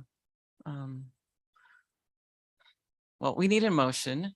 And I know probably my commissioners are a little leery of making a motion because this is pretty complicated. So we could, one potential is to, on the condition N that's up on the screen, we would be putting a period after the M and deleting the language in blue. Or we could leave it as it is, and this could go forward to the county council and we could kick it on to them. Go ahead, please go ahead. Thank you, Madam Chair. So the concern is for the applicants to understand what's going on is that should we consult with Office of Housing prior to any relief on this condition? We can do that, but my thinking on this matter is that it's really a planning issue having to do strictly with fair share. The affordable housing agreement, regardless of what we do as far as fair share is either going to allow excess credits as part of their agreement or not. And so regardless of that, it doesn't address fair share issues. If we had a condition like this as it is now, we would inform housing, please, we need a letter from the applicant making a decision prior to whatever trigger is, whether they're going to accept the credits or whether they're going to accept the fair share. In this case, we're just saying it's not a matter of which one they accept or not. It's both are being given. But again, out of caution, we can do that if the commission so feels. We can move this forward if that's the desire of the commission, and then address this matter at committee. Thank you. Can I make comment? It seems that the fair share commitments have already been satisfied in previous subdivisions in this area, correct? Affordable housing, that is, yeah. Correct. The affordable housing. Affordable housing. And then yet they're going beyond and having 50% of their project as affordable houses. I'm sort of walking the line here on questions for information or a sort of opinion. So if we want to, not opinion, but discussion of the issues, if we want to discuss the item, we need a motion and then to discuss. All right. Yeah, so or not, no motion if no one wants to make a motion. I can make a motion. That would be awesome. Okay. I move that a favorable recommendation be forwarded to the county council on the application for a change of zone, docket number Res 2022-028, based on the planning director's recommendation, provided that the last sentence of condition N be amended to place a period after condition M and excluding the words, excluding any lot sold for excess housing credits. Thank you. Do we have a second? I'll second that. Thank you. It has been moved by Commissioner Cross and seconded by Commissioner Danielle. Any discussion? Danielle, sorry.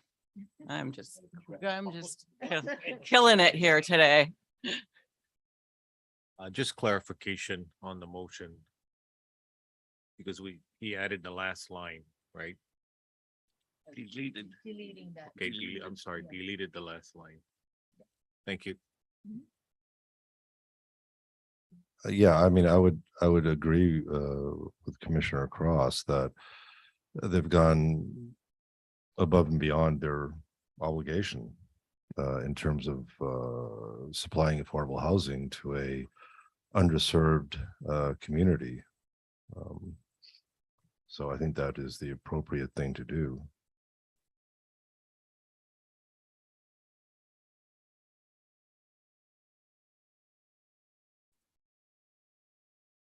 Any other discussion? If not, I will call for the question. All those in favor, please. Oh, roll call. Thanks. Okay, thank you, Madam Chair. So again, this is a motion to send a favorable recommendation of the County Council with the stated amendment to condition M. Commissioner Cross, Aye. Commissioner Daniele, Aye. Commissioner Baylog, Aye. Commissioner DeLuz, Aye. and Chair Galimba. Aye. Thank you, Madam Chair. Motion carries with 5 aye votes to excused. All right, now we will move on to item 3, the second item in related to Lehua Villages.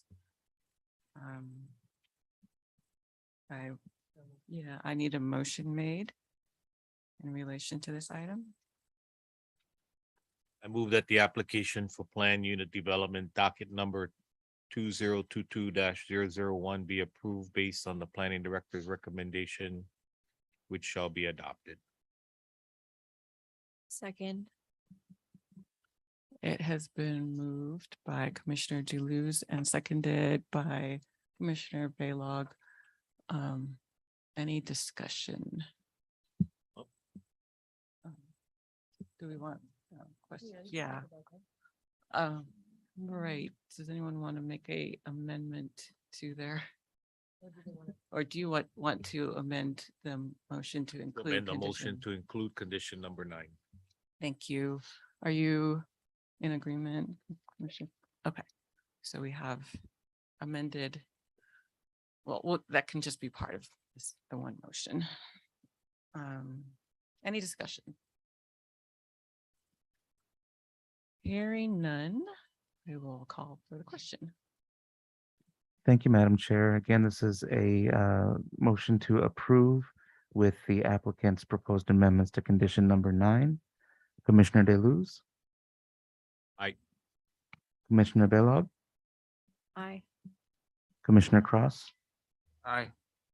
Commissioner Daniele, Aye. and Chair Galimba. Aye. Thank you, Madam Chair. We have motion carries with 5 aye votes, 2 excused. Thank you very much, commissioners. Applicant, you will be notified of decision in writing. Thank you. Everyone is okay with it? Let's take a 5-minute bathroom break and we will come back at 10:55.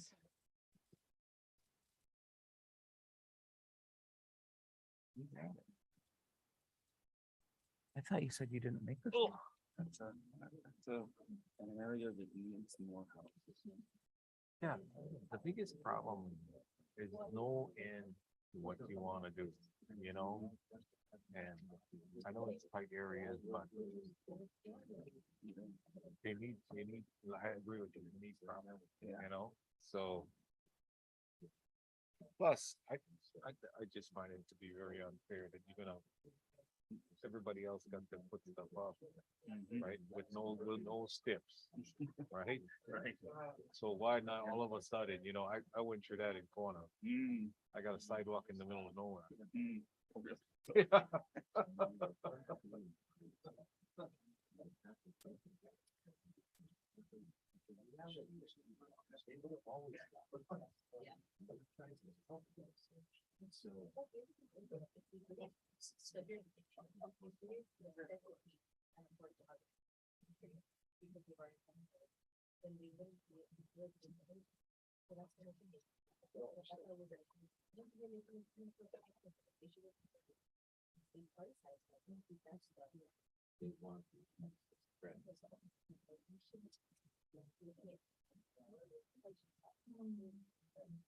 But again, that's a hard.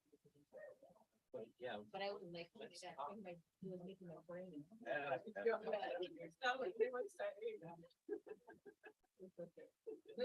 know, and there is a very good chance of not being very serious, and so we still want to be able to promote a food. And again, this was something that we're thinking, this is a simple thing. We're trying to bring down costs that are killing developments. I mean, this one, oh my gosh, we wanted to do all kinds of offsite improvements, put underground utilities. System. Gosh, you guys are killing. Nobody can afford underground. There's like 30 subdivisions that have. Oh, and this side. I mean, maybe they. That's exactly like the opposite of what we're trying to create. We're trying to use the creating an. Okay, well, my brain was like trying to do all the calculations. Oh my God, I go talk to Gina, like, do they? So even. I wasn't gonna say anything about that. Sid opened the door and I was like, open the door. I mean, they can have that whole discussion. I gotta get, what is that, coffee? Looks like it. Coffee. Oh my goodness. Oh my gosh, they have the best sugar in the world here. Yeah. Yeah. Or when it could have been. Michelle, did you bring this from Ka'u? No, I didn't. Chair. Just thought I'd ask. Pretty good coffee. Michelle, who's your dad? My dad is Alfred. Alfred. Yes, not Albert. Not Albert. Alfred, Alfonso. I don't know if you remember, I was a police. Were you? I was there when Corey was there, and Jeff Raps. I don't know. If you remember. Corey I Clark. remember Corey. Yeah, Corey. And then, Hayden. Oh, no way. He was my partner. Yeah. I was only there for like a year and a half. I was in Guinea and Peru and finally through the wildlife, because that's where I live. Let's see. Find out who's going around my house. It's like, time to move there. I lived in Bird Forest. Oh, really? Oh my gosh. I know. They're the most vocal, right? People will be like asking me, like, important in your community, and I'll be like, abandoned cars, wild dogs, and they're like, oh my I'm gosh. sobbing here. Yeah, yeah. My gosh. Scary.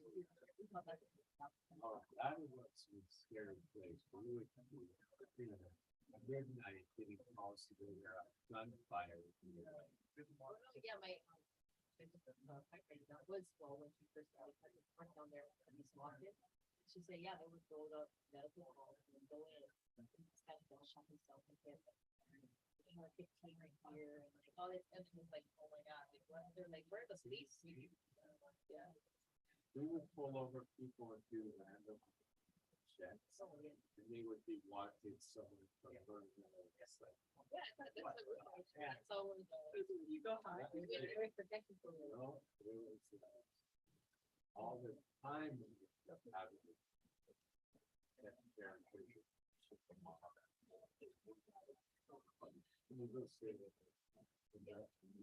Sensei.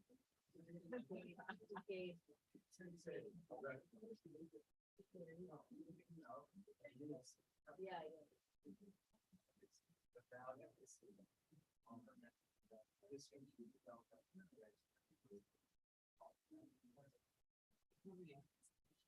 So new. I know. Yeah, even I knew, and I'm like, I'm the old African. Which can be helpful in the sense of like, yeah, we can get over it. I was like, oh my god, it's joke part of the We got to be here forever. I mean, so stop.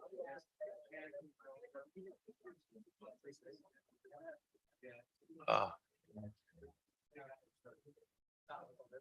It's like, yeah, you're in the week, man.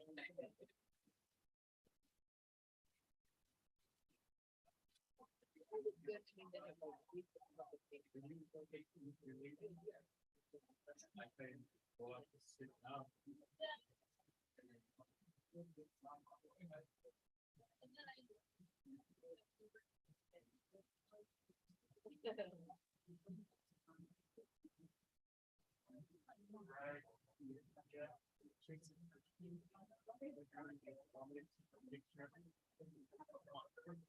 Come sit up here.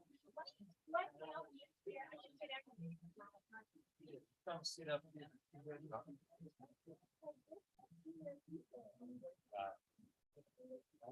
You should see how good I look on a roller.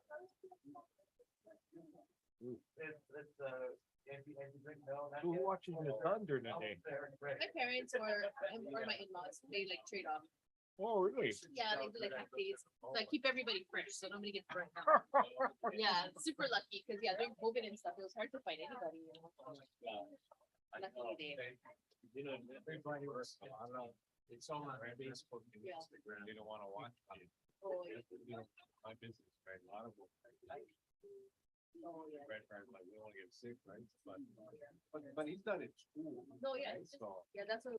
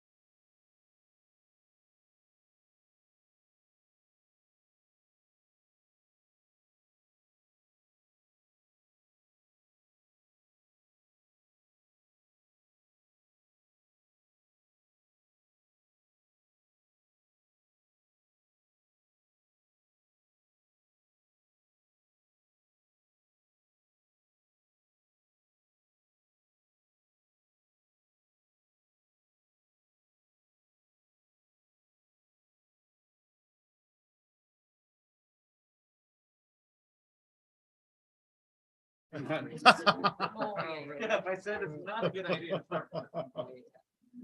What that came from was a day. Maybe that one. That's where it came from. No. That they increased the number. Yes. But you know what? I was only.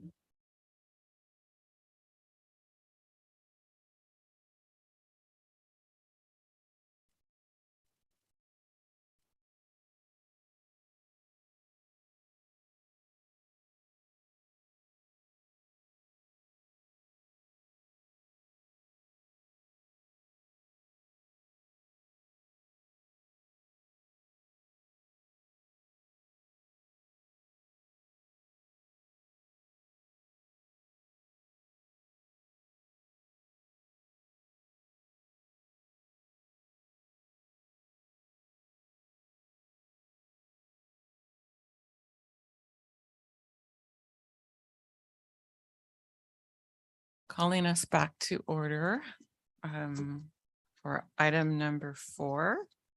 The applicant is Kealoha Lani LLC, formerly Hawaii Island Distilling LLC, PLREZ -2022-000023. Amend REZ 17-000218. Application for an amendment to condition E, timing of fire flow improvements, and condition I, timing of roadway improvements of ordinance number 17-65, which reclassified 6.505 acres of land from agricultural 20 acres to general industrial 20,000 square feet zoned district. The applicant is requesting these amendments to change the development trigger for these required improvements from prior to issuance of certificate of occupancy to prior to final subdivision approval. The subject property is located east of Highway 11, west of Railroad Avenue, and north of Highway 130. Ke'au Puna Hawaii TMK 1-6-141 parcel 002. The staff presentation will be by Tracy Lee Camaro. Good morning, Chair and members of the Windward Planning Commission. Before you today, we have Kealoha Lani LLC. As the Chair mentioned, their request is currently to amend Condition E and Condition I of Change of Zone Ordinance number 1765.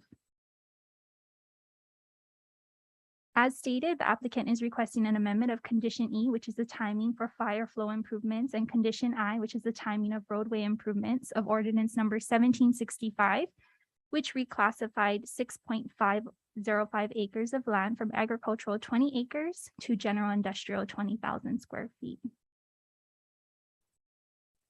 The applicant's stated reasons for the request was the applicant believes that the requirement for the industrial or commercial level roadway improvements and water requirements are driven by the industrial zoning and any subdivision based on that zoning designation. The applicant further stated that the requirements or standards like the roadway improvement requirements would not be applicable if a use were permitted within a special permit for this property.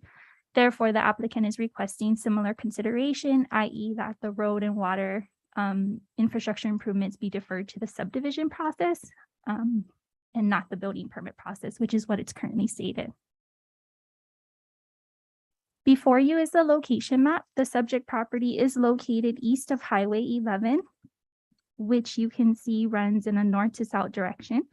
And it's located west of Railroad Avenue and north of Highway 130 in the Kea'au district within the Puna Ahupua'a. This is the county zoning map. The subject property is outlined in red and indicated to you with the color gray. The surrounding properties for the areas include FA 2 acres, agricultural 5 acres, and I apologize, the FA 2 acres is shown to you with the aqua color, and the agricultural zone districts are shown to you in the various green shades. There's also a similar industrial zoning located across Volcano Road, which you can see in the purple color. The state land use boundary map for the area is urban. As you can see, it's outlined in red. Also, the urban designation is pink. the green designation shows the agricultural state land use designation, which is most of the surrounding areas. This is the LUPAG map for the subject property, which again is outlined in red. The LUPAG designation shown on this map is orange, which is medium density urban. However, in 2017, the planning director determined that it was actually within the the industrial zone district, which you can see is on the purple and it's to the right of your screen. You have various zoning districts within the LUPAG designation in this area, such as LDU, shown at the top left-hand corner. You have the important agricultural land shown in the green, extensive agricultural land shown in the white, the conservation and the UE shown in the lower left-hand side of your screen. This is an aerial map of the subject property. Currently, there is a PV system that's located on the subject property. There's also a distilling that was approved back in it was approved by a special permit back in 1993, which is shown on this property, and it also continues on to the surrounding properties within the area. You have the Volcano Highway, which runs in a top to bottom direction on your left-hand side of the screen, and the Shipment Industrial is located across the street in that area. In 2017, when the applicant came before the Planning Commission, this was the proposed site plan that they had submitted to us. It included the existing solar array farm, which is currently there, as well as some of the microbrewery, cover lanai, a beer sampling area, and parking for the use. Up until this point, it's my understanding, as well as what the applicant has submitted, that none of this has been developed yet.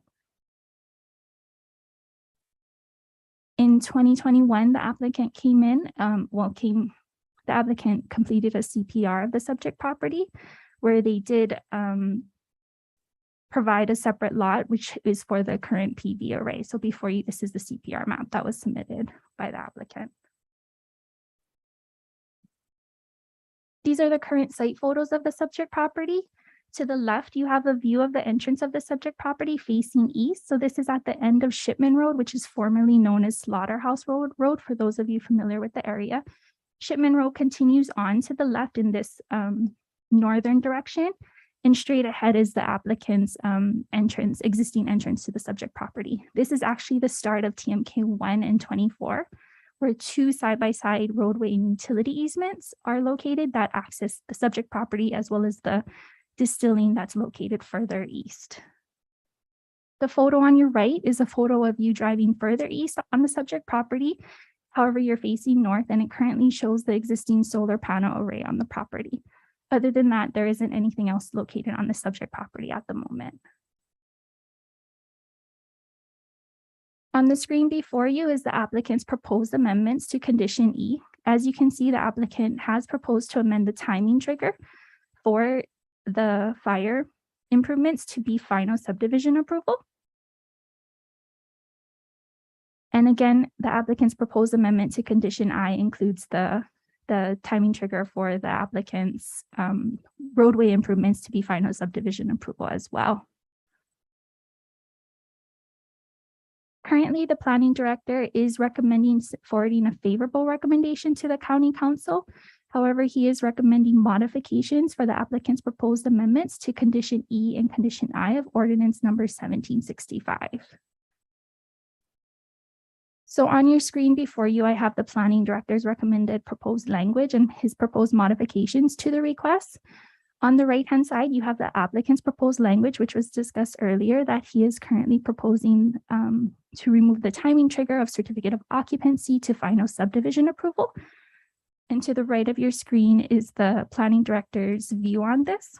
So one thing that I wanted to note about the planning director's recommendation is that the planning director believes that the timing trigger for this condition should not be changed. The planning director understands that the fire department will review the plans at some point or another against their code. Based on that, the planning director does not support the applicant's request to defer the timing trigger. However, the planning director is recommending to add that last statement that allows for the fire department to review this at any time and determine when they feel their code needs to be made. So before you is the proposed request that the planning director has with his modifications. I tried to take out the Ramsier version because it's quite cumbersome when you review a condition of the Ramsier version. So as you can see, the planning director's proposed amendment to condition E is that prior to receipt of certificate of occupancy, the applicant shall provide a fire hydrant within 150 feet of the property and either upgrade the existing 4-inch water line to a 12-inch water line for a distance of approximately 800 feet, or provide a private water system capable of providing a minimum flow of 2,000 gallons per minute for a 2-hour duration and a pipeline velocity of less than 10 feet per second, or provide another method of fire protection as approved by the fire department. Now for condition I, as you can see, it's quite long, so I'll try my best to summarize all of this. For condition I, the applicant again requested that the timing trigger be the final subdivision approval, as you can see on the left-hand side of your screen. The planning director believes that the timing trigger for this condition should still be certificate of occupancy. However, we do recognize that currently on the parcel, there is a solar panel PV as well as a shed that hasn't been built yet. So therefore, we are requesting that prior to certificate of occupancy for any new structure, excluding structures that do not require a certificate of occupancy. Thus, a storage building or a utility shed would not trigger this condition. Furthermore, if and when the property is subdivided and or a CPR has occurred, the road improvement requirements of the subdivision code would then be triggered. One of the things that the planning director is proposing right now is that we remove the specific wording of the standard details for public works construction and replace it with the following language, which would account for any possible changes that we may have to the public works standard details, as well as the subdivision code, which we know can change at any time and moment. So you can see the changes that are being proposed. They're underlined on the slide to the left. I tried to take out some of the Ramsier version again because it just seemed a little bit too much wording on one slide. This last slide shows you finally what the planning director has proposed for this condition and without any of the Ramsier versions on it. And as you can see, like we discussed, he is recommending that we put prior to receipt of certificate of occupancy for any new structures, excluding structures not requiring a certificate of occupancy, such as a storage and or utility shed, as well as the last statement, which would still require the applicant to meet with the requirements of Chapter 23 of the Hawaii County Subdivision Code at any time that they come in for a subdivision and or CPR of the subject property. So that concludes my presentation, and I can turn the floor back to the chair.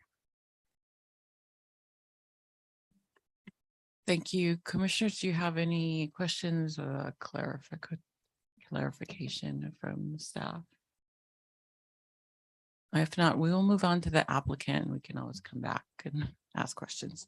Right.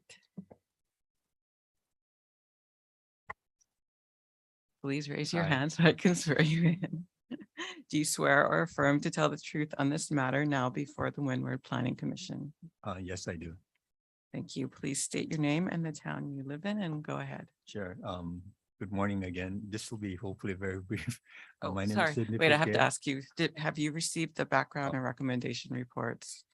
Yes. And do you agree with the planning director's recommendations? Yes, excluding the we proposed accept, conditions? we've had a chance to review it with the applicant, and the applicant is totally agreeable to the revised recommendation that we had submitted to the planning department. And so whatever was presented by your staff is totally acceptable.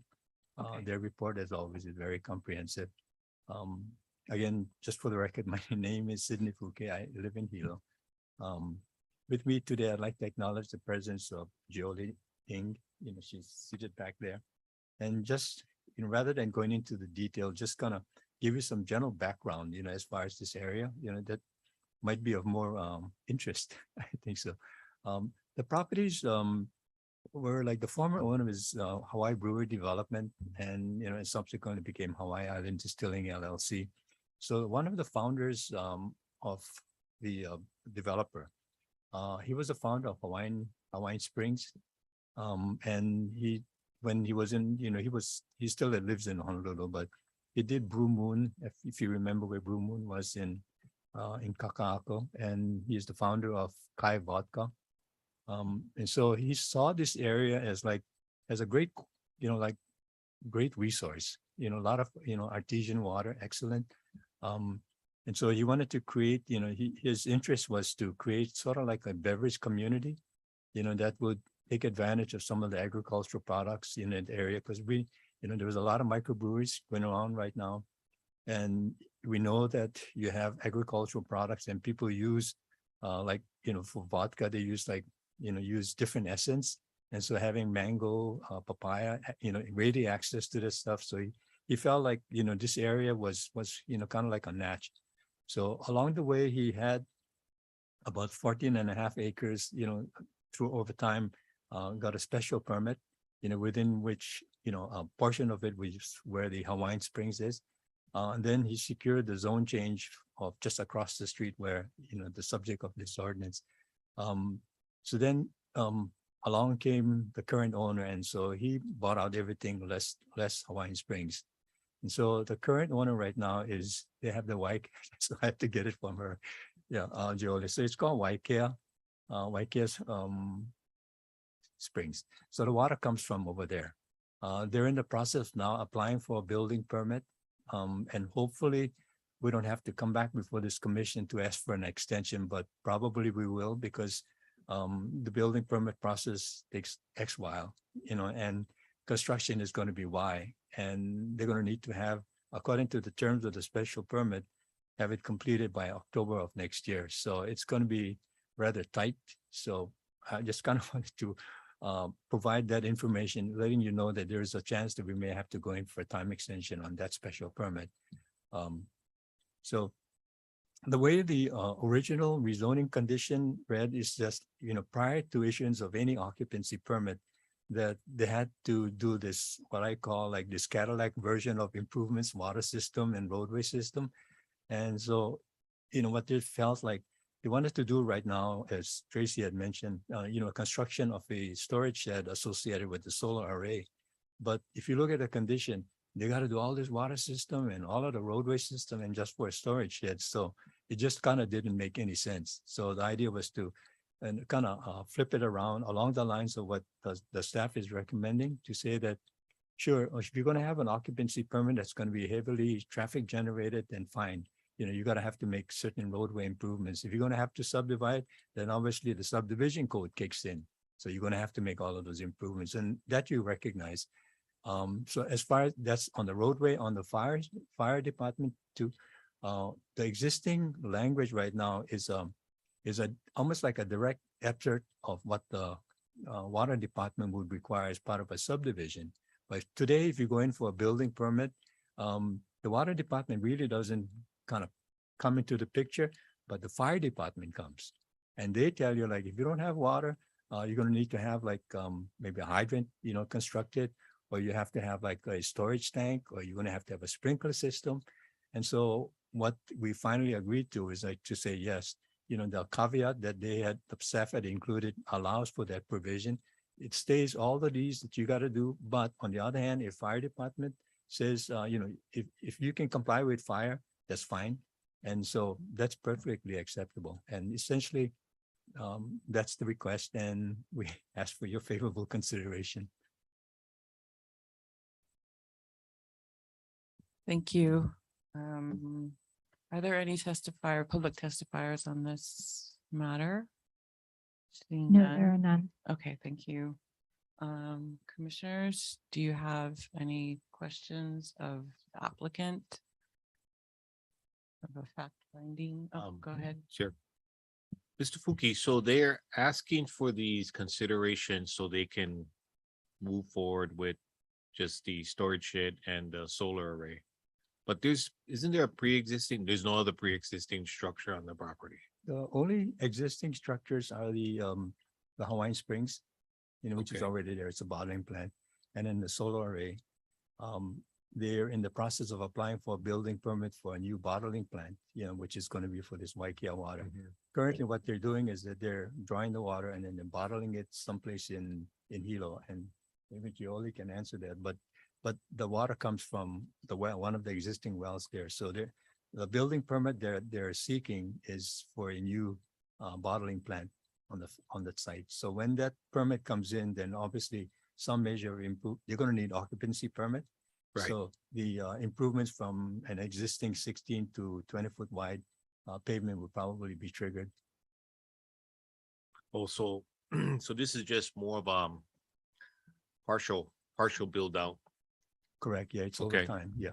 So and then the other condition is that if and when they subdivide the property or CPR, then the requirements of the subdivision code kicks in, which means now you have to put the full, what you call the BMW or Cadillac version of the infrastructure, both water and your roadway system.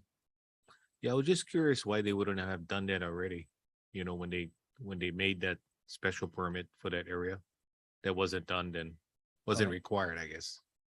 Yeah, it was all just up to the discretion of the planning commission at that time, and there was no specific roadway improvements and water line improvements. Actually, both fire and water department is basically saying, you don't use, water department basically say that you don't use our water to bottle. That's all they're saying. And Public Works did not make any mention about roadway improvements. When you came in for the zone change, for this particular area, you remember, like there's this roadway that services both sides. On the right-hand side, if you go in, it's like, this special permit area plus the Hawaiian Springs. And on the left-hand side, it's like only the 6-acre area, which became industrial zone. So in conjunction with the industrial zone application, the developer at that time, Hawaiian Brewery Company, had represented they were going to subdivide the land. So when they were going to subdivide, like maybe creating like 2-acre blocks out of that 6-acre parcel, then both Public Works and the fire department, water department looked at it in terms of a subdivision standards. And those subdivision standards got carried into the ordinance. Oh. So what we say, and at that time we said like, yeah, okay, we're going to subdivide the land, but we didn't think far down the road. Now we have the solar array. They want to put up a storage shed. And, if you put up a storage shed, the way the existing condition reads right now, you got to put in all of these improvements and, it just doesn't make sense. So essentially just to have the infrastructure, not to escape the infrastructure requirements, but just to have the infrastructure requirements tied in with their actual impact. Storage shed, probably minimal impact. You do like a visitor center? Yes. Thank you for clarification. Thank you, Chair.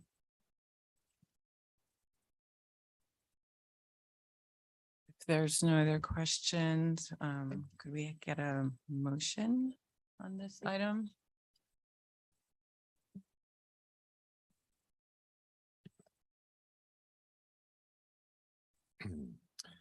Okay, I move that a favorable recommendation be forwarded to the county council on the application to amend change of zone ordinance number 1765 based on the planning director's recommendations, which shall be adopted. I'll second. Great. So it's been moved by Commissioner Daniele and seconded by Commissioner DeLuz. Do we have any discussion?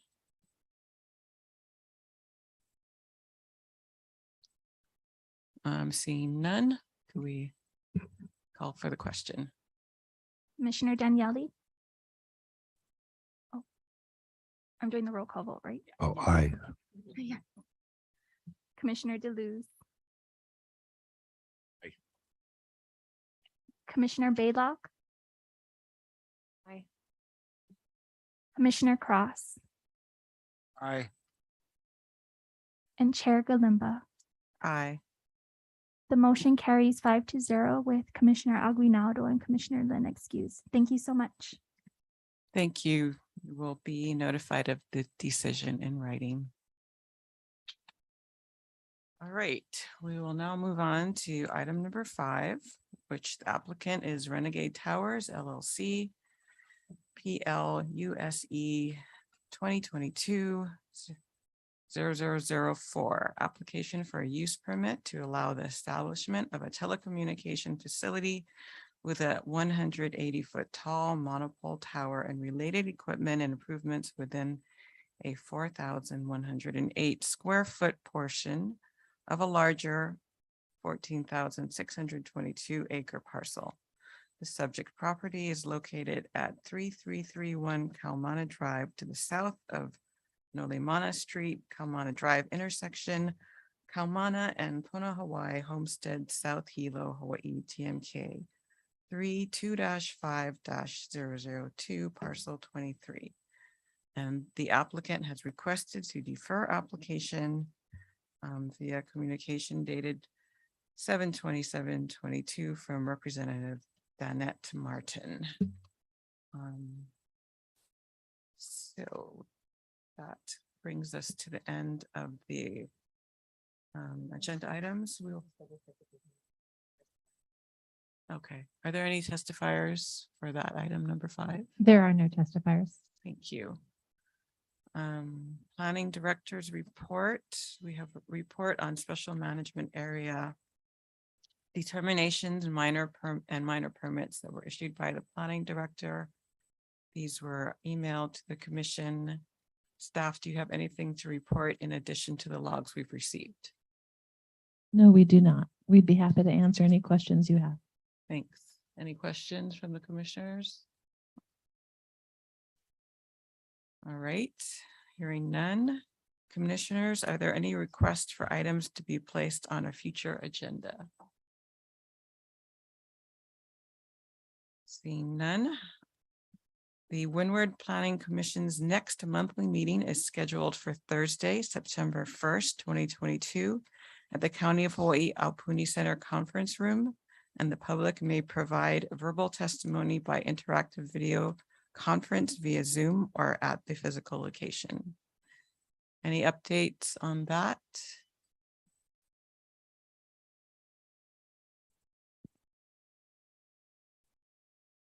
Okay.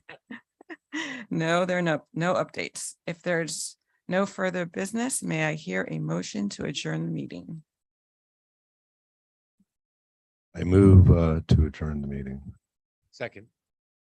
All right, it has been moved by Commissioner Daniele and seconded by Commissioner Deleuze. The meeting be adjourned. All those in favor say aye. Aye. Any opposed?